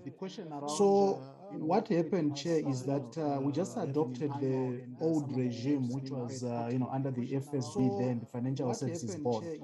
So you will find that the FMIs that used to pay levies to the FSB used to pay their levies on a quarterly basis. So we didn't have a reason to change that system, which they are now so much used to. So we just adopted that, for the FMIs, but for the new financial institutions that we are going to be charging a levy as the PA, we're also used to paying, some sort of an annual licensing fee, which they used to pay annually. So we just adopted a similar approach. Then, Chair, the other question that you raised around, I think which speaks to proportionality, and I think Vukile also maybe touched on that, and also Paul, I think also did some justice to that. So, Chair, the starting point is a budget, and as my other colleagues have already indicated, is that we are working on a cost recovery as a basis. So we have got like a pool of funding that we will determine as the PA. So these are the funds that we need for us to fund our budget.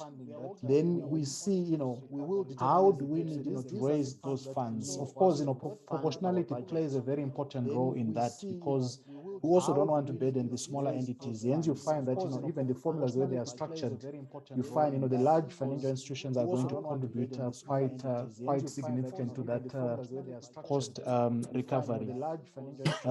Yeah, Chair, that's the only point I wanted to make. Thank you very much. Cost recovery. Okay. Does anybody Chair, that's the coming only from the point I team, wanted from to the make. Thank you executive very and much. Reserve Bank and so on? Recovery. No. Okay. All right. Can we move on to the next one? Which is, excuse me. All right. Can we move on to the next one? Which is on page 15, Schedule 2. Now,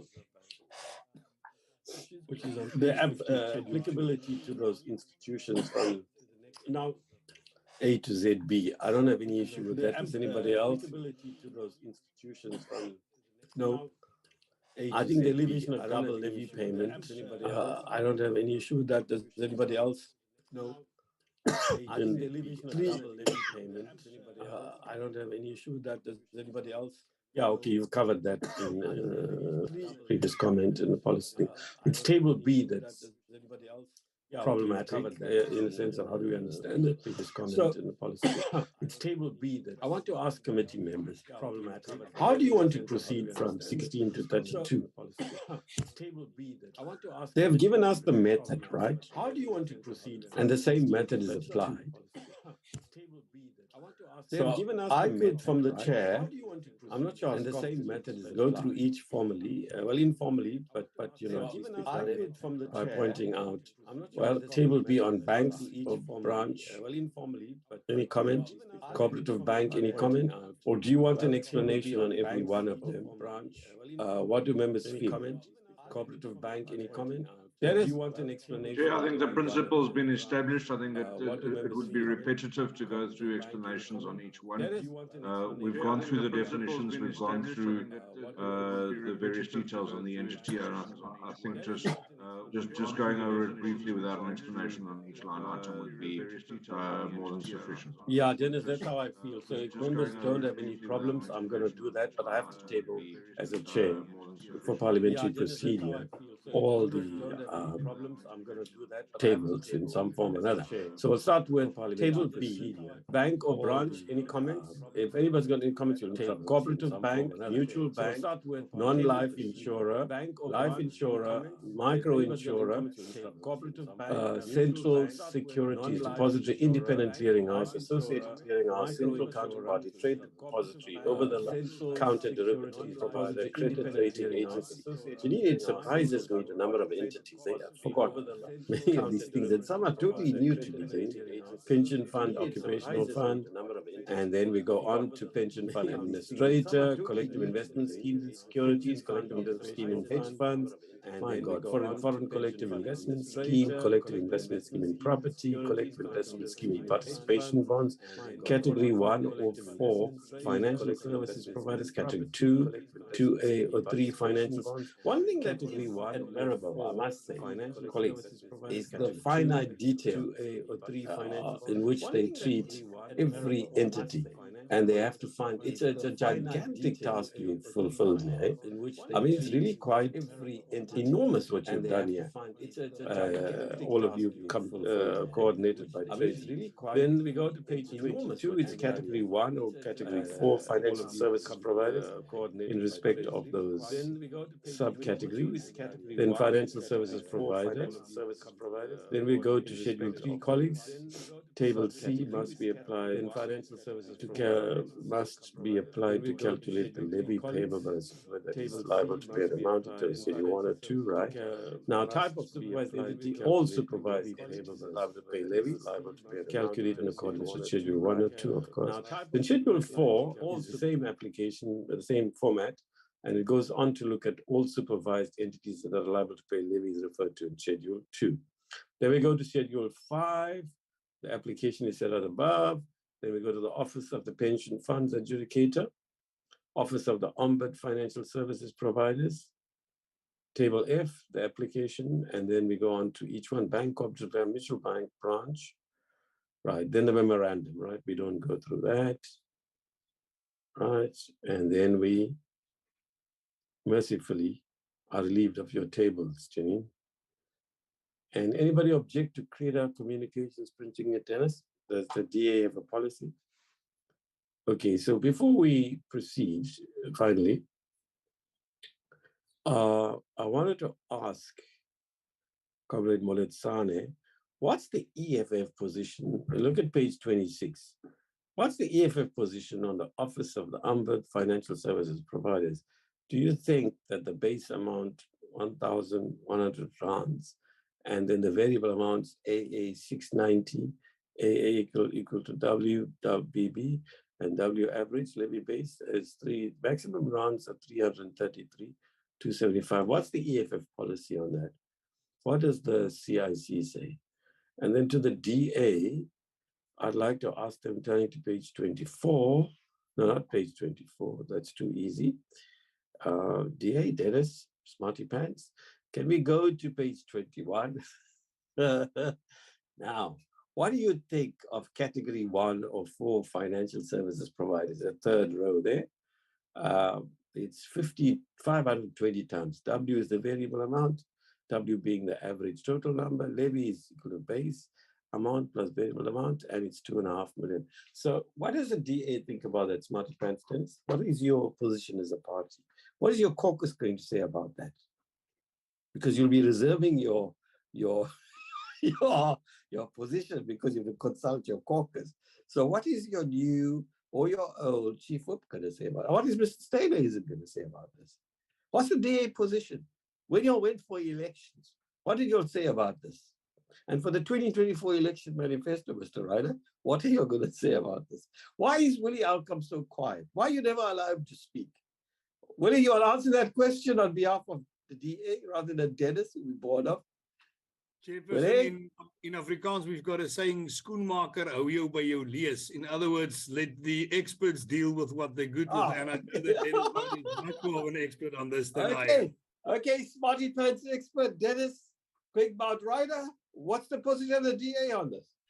Chair, the position is that we still are a little unsure about what the impact is going to be, and certainly the measurement of W is going to be a bit of a moving target. So the flexibility of employment regimes mean that the calculation of W is going to be quite an interesting process, but it will have to be done at a fixed date. But generally, I think we're adopting a position of we'd like, wait and see. We don't agree with key principles within the legislation. Oh, Dennis, man, I wasn't serious. And we will be reserving our position. Okay, Freedom Front Plus, what's your position on categories 2, 2A or 3? My friend, Fanny? Chair, thank you. Yes, we also reserve our position, Chair. Well, that's not it. What's your informal position, Fanny? What do you think the Freedom Front Plus will say? Yeah, Comrade Moletsane, what's the Marxist-Leninist fanonist view on category 2, 2A or 3? What does Das Kapital say about that? For now, Chair, I reserve the position of my organization until I get a better mandate. Yeah, you see, my brother, our problem in the ANC is we've got different groupings, so I can't arrive at any policy position because, if we put this issue on the agenda, then we will be bickering over yet another issue. So I too reserve my judgment on the matter. Right, having said that, colleagues, I think on a more serious note, that was facetious, obviously, and teasing in a light-hearted way, because this table's really knocked me out. Okay, so firstly, colleagues, I think what Dennis says we should agree. Annual report on how things are panning out in practice, right? Point 1. Point 2 is that I don't think there's any harm in saying that the tables were quite challenging for the committee, and once again re-emphasizes, can you put Esther, it's not about you, and please don't take this personally, although we would like more support, that, once again emphasizes the imbalances between the executive and parliament. And then thirdly, I think we have to have cross-referencing done by the staff. I did this painstakingly for up to 20 years until somebody pointed out to me it's a ridiculous thing that I spent hours doing the cross-referencing. I need to point out that Parliament's been errant, and so has the executive more recently in the last few years, not least the last term, as those who were in Treasury will recall. And when we processed bills, there were glitches in the typographical stuff, and the cross-referencing was wrong and words were missing. And then the NCOP had to come to our rescue. And those had nothing to do with the politicians, it had to do with the staff on both sides. So we are, now we're on the NCOP side, so just can we please check the cross-referencing? That is the task of the staff, really. And you can check with your committee managers if you want. It's not the task of the chair. I used to do it for 20 years. And you know what? It's time now that the staff did their job in this regard. On the matter of the tables, obviously, Esther, the team, we don't expect you to have technical expertise that can match these people who work full-time on these things. But we'd like you to look at that. So on these various things, we'd like a report on the processes that you have fulfilled since today and next week, Monday at noon. Then on the report, I have a draft of some sort from you. And I think you now need to rework that based on the things that have been said. Dennis, if you have a paragraph or so you want to craft, or any other member from the opposition or any member of the ANC, please send it to Nkululeko within 48 hours so it can be inserted in the report. So on this bill, unless members pick up between now and next Tuesday, I think we'll be ready to vote on it unless something comes up where we find out there are glitches, our staff shows it to us, and or a member does. There may be words missing here and there, but I have read the entire thing until, I've been honest, when I came to the first schedule, I despaired, right? So I've been open and saying that I have also read every line up till the first table. Well, I started the table and then I got lost, okay? So having said that, I think we're ready to move on to the next one. Colleagues? Okay, National Treasury and the rest of the team, can we move on to the next bill, please?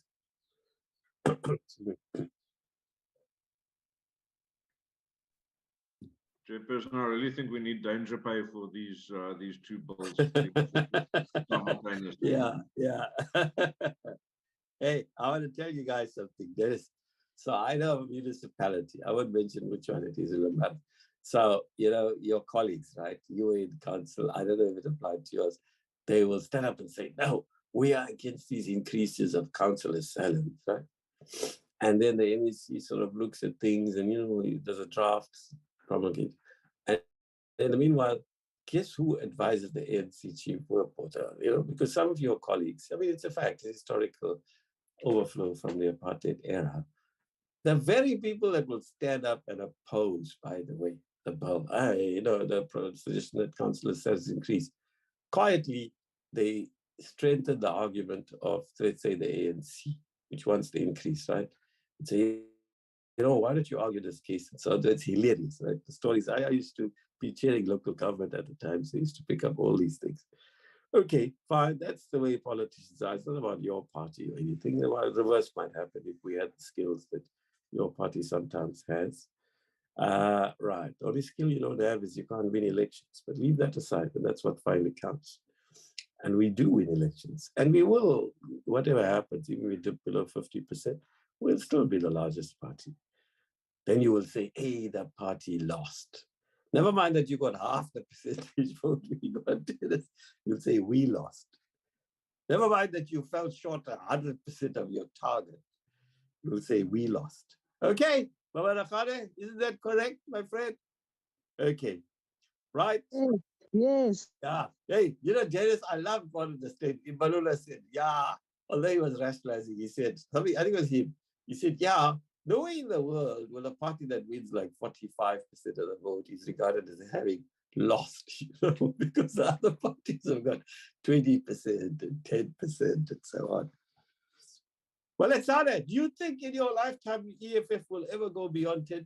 Well, Etsane, let's have that offline. Okay, Enough nonsense. The chairperson must control himself. Let's go. I'm chastising myself. As the chair, I'm chastising myself. Right. The reason is because it's such an exciting bill. And if you think that one was exciting, this one's even more exciting. Okay, let's go for it. Janine, the evergreen Janine and Vukile, who's going first? Now, here too, I must say, I really feel this thing is written well, the bill as a whole, okay? The whole bill, actually, let me just tell you, whoever crafted this bill, although it's difficult to follow the previous one, it's well done. This one is torturous also, right? But it's well written, I must say. Right, so can we go for it, Janine? To me, it's a more technical bill, right? And I couldn't see much in it, really. And so I would quickly through it, I must confess, colleagues. Right, so can you help us, Janine? Obviously, definition is straightforward, right? Now, administration of levies, frankly, this is quite straightforward. Does anybody want to comment on administration of levies? Because I couldn't see what's here. That needs us to interrogate. So, Janine, I don't think any member is putting the hand up, so I'm taking it that this is fine. Then we go to the next one, deposit. It's the same thing here, colleagues. There's nothing there. Amendment of laws, short title and commencement, right? Really, I mean, colleagues, is there anything there that we can't say is okay? Now, this is where I fell off my chair, Janine, and I think there's very little for you to do, Janine. I mean, what is there to do here? Oh, God, yeah, okay. So, Janine, I don't know, colleagues, what you want done here, but let's ask Janine to take us through each amendment or repeal. Now, here, you see here, you are amending so many other bills, which I don't have before me. Here again, can we ask the staff to please look at this carefully and engage with Vukile and Janine and sort this out? But I really think that this is a technical task, really. There's no policy issue here. You might have got a sub-clause or a clause wrong. So I don't know the role that legal services plays in this regard, but I want to appeal to my friend there, Frank Jenkins, to help the team as well. So I'm not sure who plays what role. And I keep thinking, I don't like the silo approach, even amongst the staff. Just sort it out. It's not for me to prescribe. As far as we're concerned, it's a content advisor. So I think Esther and Poppy and Nkoleleko as the team, they must also seek the help of Frank, and Frank's ever so available to help. And he's very sort of diligent. So he has helped us before in this regard, Esther, so you can work with him as well in regard, because it's a lot to do with pre-existing bills and acts. I mean, pre-existing acts. Okay, Janine, can you help us quickly and explain to us what you've done? Thank you very much, Chair. So I will take it, Janine, that if a member, including Frank, you remember Frank, you can speak at any time, as can Esther, as can Poppy, and Nkoleleko. But Frank, if you have any issues you want to raise, please feel free, right? Okay, let's go for it. Janine? So thank you. So the consequential amendments amend a few pieces of legislation, in particular, mainly provisions in the Financial Sector Regulation Act, especially Chapter 16 of that Act, to facilitate the administration of the levies that will be imposed. So very briefly, to go through these first few proposed amendments, the first one to this Pension Funds Act, it's providing to provide that the funds of the adjudicator would be those that are those contemplated in Section 247 of the Financial Sector Regulation Act, as opposed to which includes the levies, etc., and fees. So this is updating references appropriately to align with the overall funding framework that's provided for in the Financial Sector Regulation Act. Yeah, that's straightforward. Okay, fine. And then the next amendments to the Banks Act and the Mutual Banks Act, they are providing that as the Prudential Authority will be receiving levies, they would no longer be imposing separate licensing fees in relation to application for licenses, because the entities will be paying levies for the funding of the Prudential Authority. So from a funding Yeah, perspective, this I didn't that's check. just- I don't have these accent. You know, I actually even checked the FSRA this morning. I didn't have the time, but I will. When it concerns the act we passed in 2017, I will check that also with the staff. But these other acts is what's worrying me, right? Okay, can we go on, please? And then again, with the Financial Advisory and Intermediary Services Act, that's also a similar alignment to what's being provided for the Office of the Pension Funds Adjudicator, so that the funding is specified as set out in Chapter 16 of the Financial Sector Regulation Act. So then we move on to the main body of the amendments in the Financial Sector Regulation Act. And so first we have some amendments to definitions. So we have amendments to the definition of deposit insurance premium to also include Schedule 5, which is being inserted that will provide for the deposit insurance premiums. Then we have a definition of Financial Sector and Deposit Insurance Levies Act that's inserted. And then we have an adjustment to the definition of levy to refer specifically to the Financial Sector and Deposit Insurance Levies Act. Then we have the insertion of a definition of member, and that those are the banks, branches of banks and mutual and cooperative banks that will be paying the deposit insurance premiums. We also have a definition of premium period that sets out, similar to the levy period in the levies bill, that sets out the period on which the premium deposit insurance premiums will be determined. Then we have we adjust the definition of special levy to align with how it's provided in the Financial Sector and Deposit Insurance Levies Act. And then we have the amendment of Section 166BG in the Financial Sector Regulation Act, and this sets out provides for the imposition of the deposit insurance premiums. And so the banks, mutual banks, branches of banks, and cooperative banks will be liable to pay deposit insurance premiums. And then we provide, if there has been a premium paid during a period, and during that period that's already been paid for, then there would be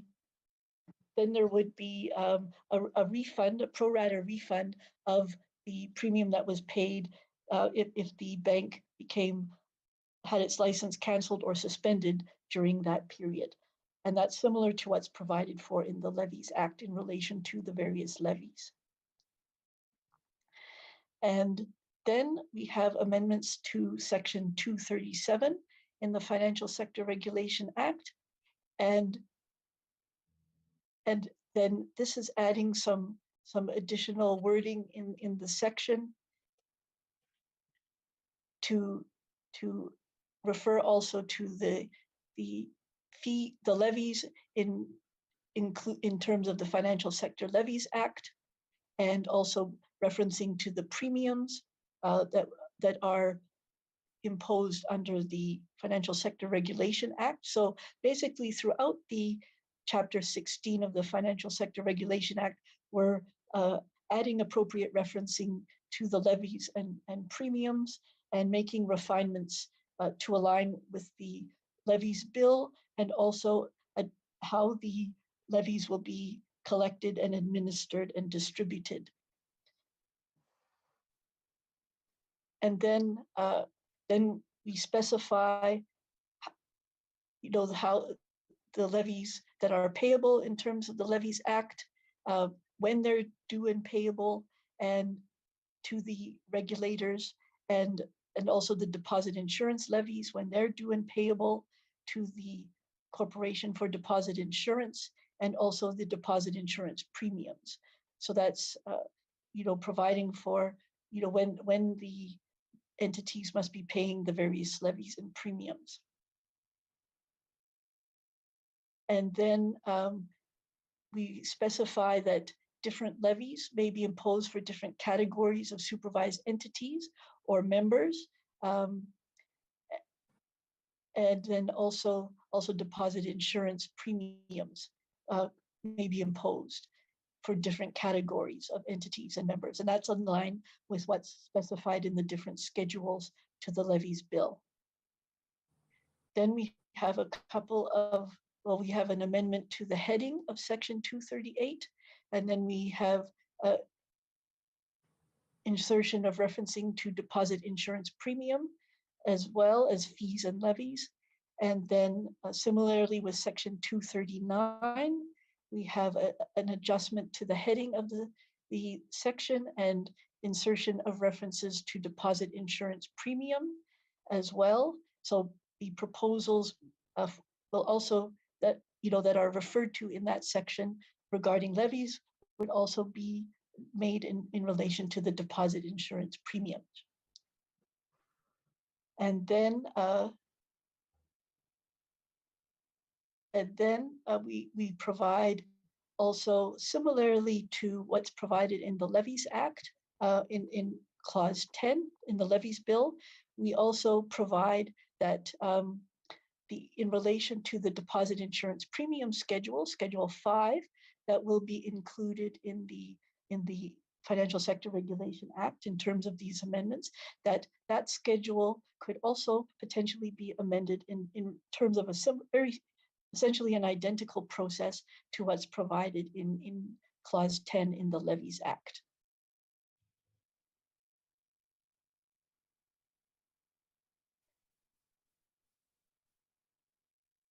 And then we make some amendments to section 40 regarding consultation requirements, and mainly there we insert references to deposit insurance premium in that section appropriately. And similarly with section 241, again, we're mainly inserting references to members as is relevant in relation to the imposition of deposit insurance premiums and also to deposit insurance premiums. And again, similarly in relation to section 242. And then with section 243, again, we insert some references to deposit insurance premiums or deposit insurance levies, which were not previously referred to in that section, but it's appropriate to refer to those levies and premiums in the section. And similar amendments are proposed to section 244 to also provide for the deposit insurance premiums and deposit insurance levies. And this section sets out how interest would be charged on outstanding levy amounts, deposit insurance levy amounts, and premium amounts.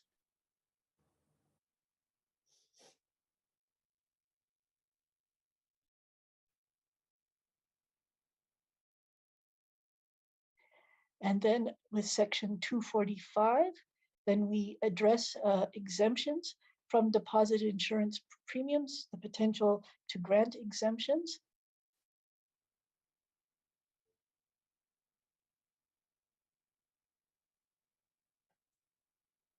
And then in section 246, again, we insert references to deposit insurance premiums and deposit insurance levies. And so we insert some wording that relates to how the levies will be collected and will be allocated and distributed by the Financial Sector Conduct Authority and the Reserve Bank in relation to the various levies to ensure that they're allocated to the different bodies and distributed.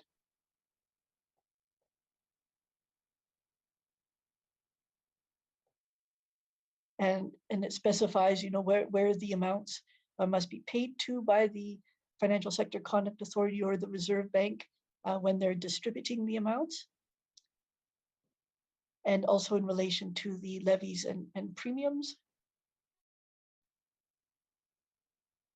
And then in relation to Section 248, with the Corporation for Deposit Insurance, they will be required to also, similarly to what's required for the other financial sector bodies, they will have to prepare an annual budget of estimates and expenditure for the coming year, and also financial accounts and financial statements, and also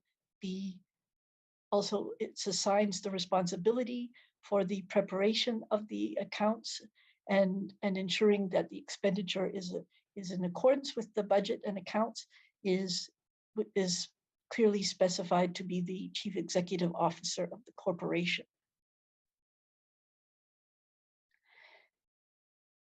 And then also in relation to the Corporation for Public Deposits, we also specify some particular matters which they would need to specify in their annual financial statements and accounts and reports to ensure that there's open accounting and reporting. And then we propose to amend Section 288 of the Financial Sector Regulation Act to potentially allow for regulations to be made by the Minister of Finance to prescribe banking and financial accounting requirements in relation to the administration of levies and interest on levies, and also regulations might prescribe banking and financial accounting arrangements that would need to be adhered to, and also accounting arrangements. So there can be regulations made that would provide more detail and requirements that must be adhered to ensure that the levies and premiums are properly administered and accounted for. And then finally, we have an amendment to Section 301 of the Financial Sector Regulation Act. And this relates to a transitional arrangement relating to the determination of fees under current financial sector laws, as going forward, once Chapter 16 of the Financial Sector Regulation Act is brought into operation, once this bill is hopefully enacted, then going forward, there would need to be a schedule of fees that would be prescribed by the different regulators. So that would sort of replace the fees that are currently imposed under the different financial sector laws. So similar fees might be imposed for similar matters, but it needs to be done under the Financial Sector Regulation Act. And so this is just providing that for a transitional period, then the existing arrangements would automatically fall away immediately. Then a new determination of fees would be made under the Financial Sector Regulation Act that would replace those fees. So it's just to ensure a bit of a transitional arrangement there. And then finally, we have Schedule 5 that would be inserted into the Financial Sector Regulation Act, and that sets out the different categories of entities that will be paying the deposit insurance premiums, and they'll pay on a monthly basis. And then again, we have the manner in which the premiums that would be payable would be determined each month. And then we just amend the arrangement of sections for the Financial Sector Regulation Act. Okay. So Sorry? No, that concludes the bill. Yeah, of course. Yes, thank you very much. So firstly, Janine, Bukile, and team, I'm a bit surprised as to the number of amendments you made to the FSRA, right? Because obviously, when you plan this whole model, you anticipate there's going to be all these other changes as well. In other words, you had a tranche of bill spending, and the gap between one and other bill has been huge. But obviously, too, on the other hand, if you have more and more consultations on the bills that follow, obviously you change things and you go back to the FSRA and have to amend it. So on the one hand, these amendments are perfectly understandable, but the number of them surprises me, right? It does make the task of the team easier because they'll focus mainly on the FSRA and just check that everything's in order. From what I can see, excuse me,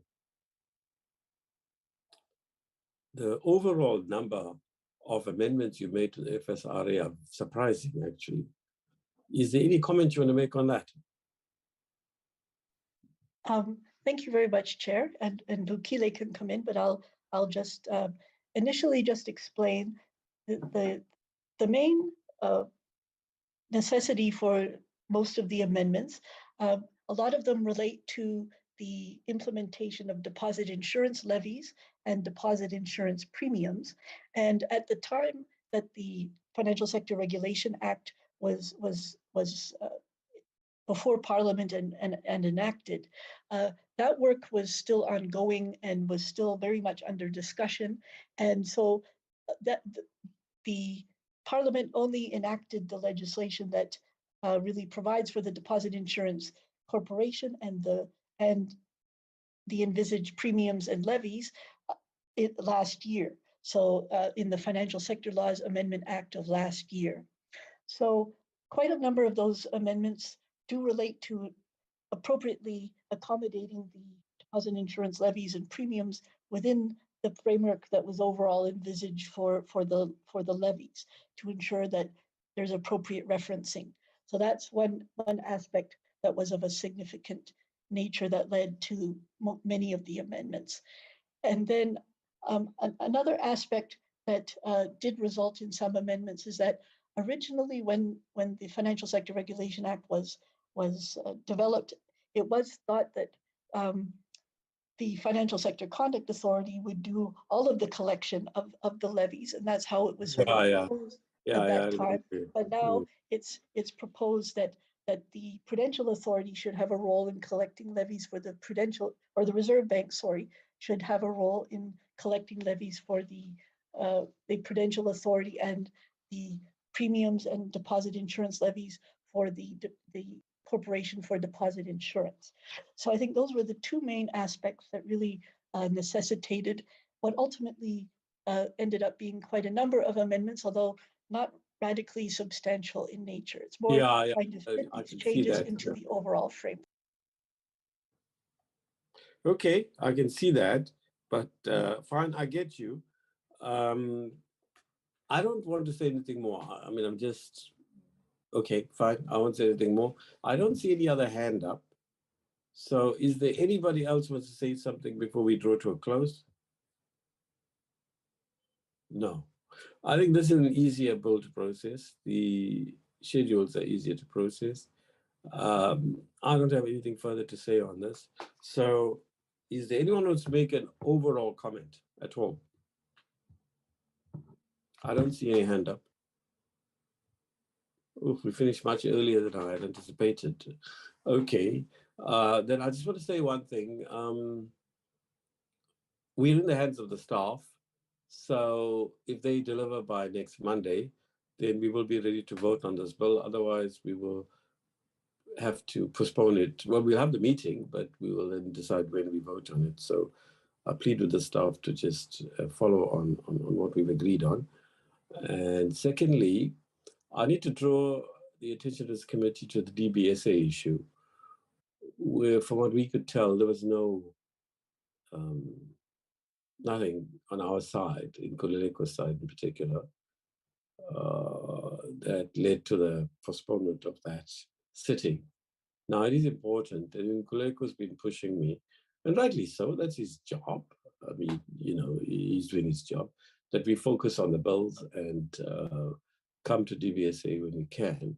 But my concern is that because it's a postponed meeting from the last quarter, that we should meet the DBSA this quarter. And if we can't find a slot on a Tuesday, we'll find a Friday or whatever, or a Thursday evening, because you can do a virtual meeting or whatever, we can negotiate that. But we should meet with the DBSA this quarter. So on that one, we agreed. Now, Dennis, over to you. Thanks very much, Chairperson. Chair, yeah, just for clarity, I did note that we initially had a meeting set up for this Friday, and I note that we've undertaken that work today. Just to confirm then that there is no meeting on Friday. Yeah, the reason, as you recall, is that we were having public hearings, but then people didn't pitch up. And that's why Nkululeko sensibly brought it forward. So there's no need for such a meeting. But when it comes to DBSA Nkululeko, I think we'll slot it in on a Friday if we have to, okay? Or an evening if people want, whatever suits people. Fridays and Mondays takes a lot of us from all parties. We play various roles, and a lot of our Monday in particular and Friday, let alone weekends, gets taken up. So I would prefer that we meet on an evening rather, after the house has risen. So, but then sometimes the house rises so late. So I'm cool, whatever the majority wants. In Nkululeko, you can send a note out and check with them whether they want to meet on a Wednesday evening, or maybe Wednesday because meet in the morning, maybe a Thursday evening or a Friday morning, whatever suits them. The majority, I'll go by that. Okay, having said that, I've got nothing further to say, except to thank Treasury and the rest of you who are here from the various entities. I really think, we must acknowledge the amount of work you've put in, really. You really must be acknowledged, Bukile, Janine, and your team. It's a lot of work, really. And I know we just think, oh, here's a 32-page bill, but it's 32,000 hours you spent on it. And the quality of what you're doing, to the extent I'm able to assess it, as I said, with all my limitations, I think is good overall, And I'm glad you're there. And I hope that you will pass on to the next generation these skills that you have and create the space for them to have the experience. But thank you very much. We hope to vote on the bill next week. And if all goes well in Nkululeko, am I right? The following week or so, we should get the FICA bill. Am I right, my friend? Yes, you're correct, Chairperson. You're correct. Okay, good. So we could even finish that bill before the term ends. I'd like that personally. I think we all do, because it's a very, in fact, that's more important, frankly. I know Janine and they might disagree, Keelan, but that bill is more important in some ways to process expeditiously. You would have seen in the media this week that it's gone to Cabinet. I think Cabinet approved the omnibus or multi-portfolio bill. So that will come to the NA soon, and then to us. Okay, but we will do the same. We will have the briefing with the NA committee if that's possible, because they'll be getting the tax bills. So we'll see if it's possible. If it's possible, yes. It's less important that we're there at the public hearing in a context where, the fourth term takes up so much of our time. There, our tax bills are a priority, and our budget MTBBS process. Okay.